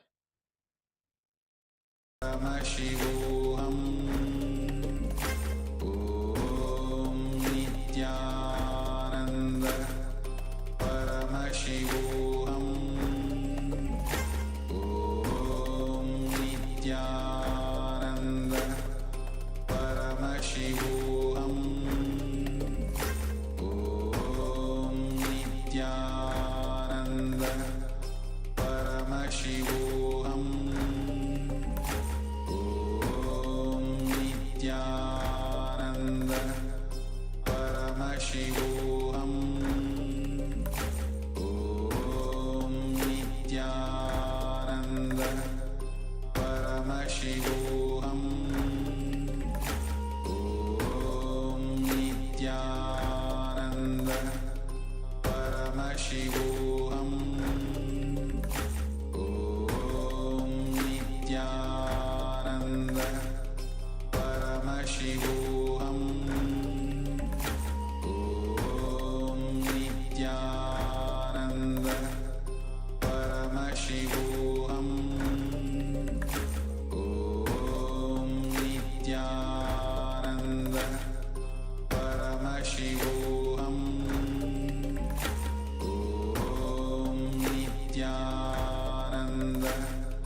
Paramashivoham Om Nithyananda Paramashivoham Om Nithyananda Paramashivoham Om Nithyananda Paramashivoham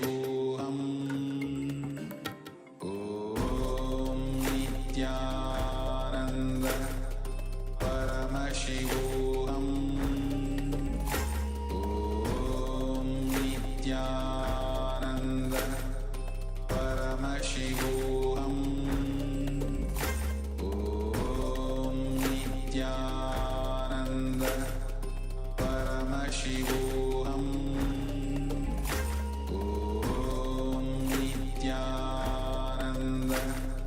Paramashivoham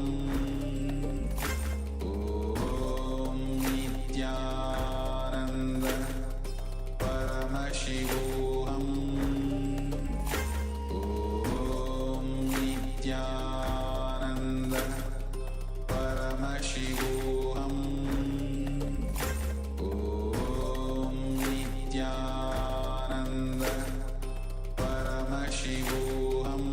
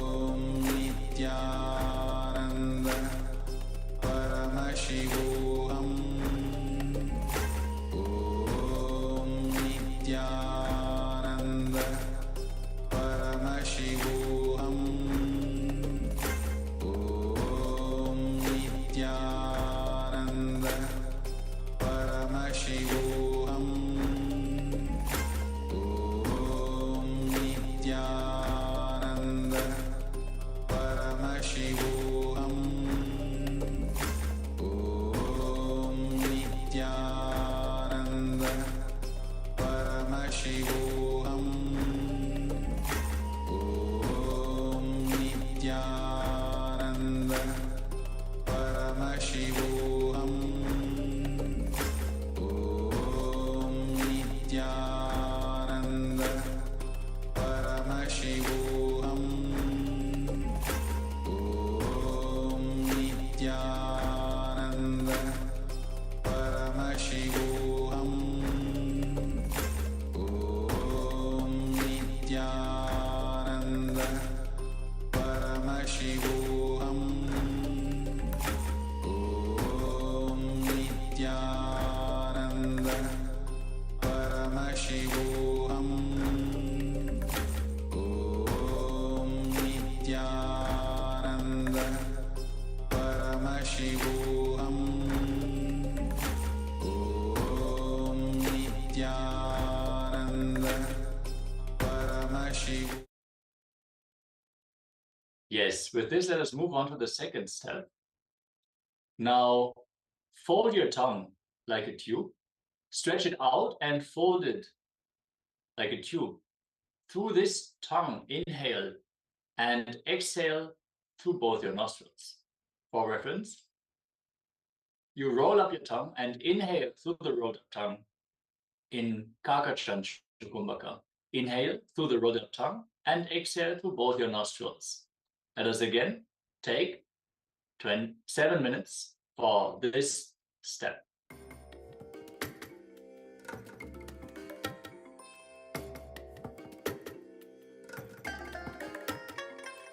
I bless you all. Let you all open all your three eyes and manifest the powers of Mahasada Om Nithyananda Paramashivoham Om Nithyananda Paramashivoham Om Nithyananda Paramashivoham Om Nithyananda Paramashivoham Om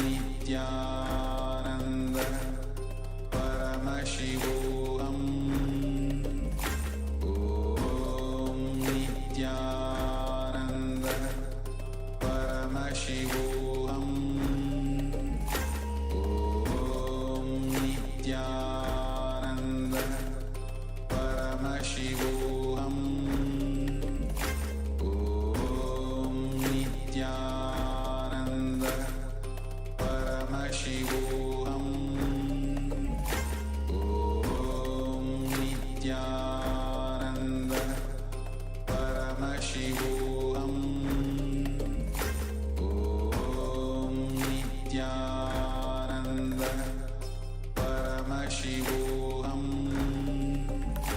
Om Nithyananda. Paramashivoham. Om Nithyananda. Paramashivoham. Om Nithyananda.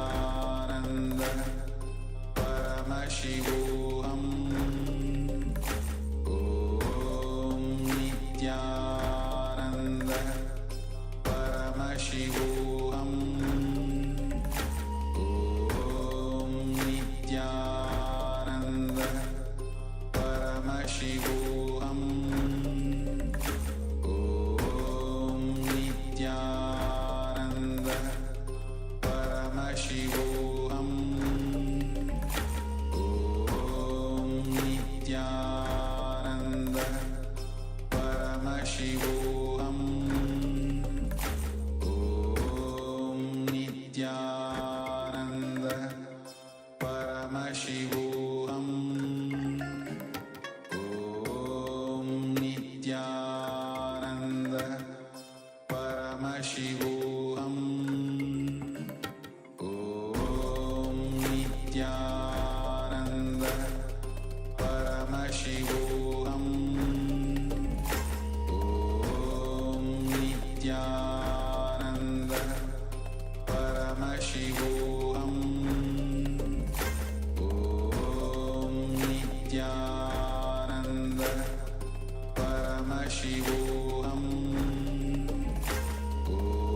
Om Nithyananda.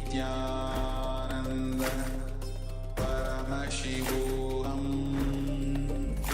Om Nithyananda. Paramashivoham. Om Nithyananda.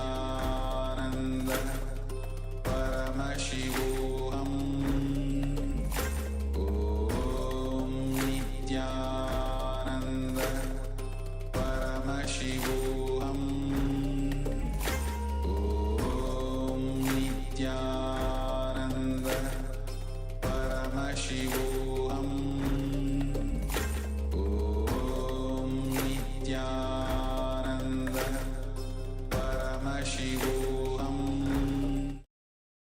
Yes, with this, let us now move on to the third step of this exercise. Just be in the space of perpetual completion. You don't need to close your eyes or keep your eyes open. It is up to you. You can open or close, but you will sit in the space of perpetual completion, complete completion. Just sit and be in the space of completion.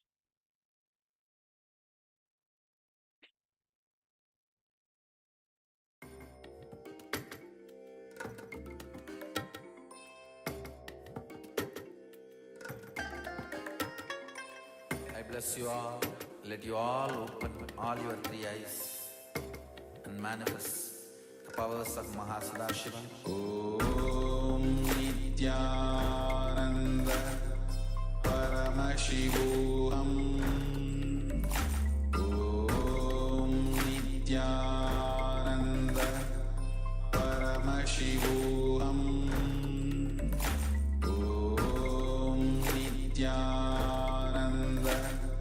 Paramashivoham. Om Nithyananda. Paramashivoham.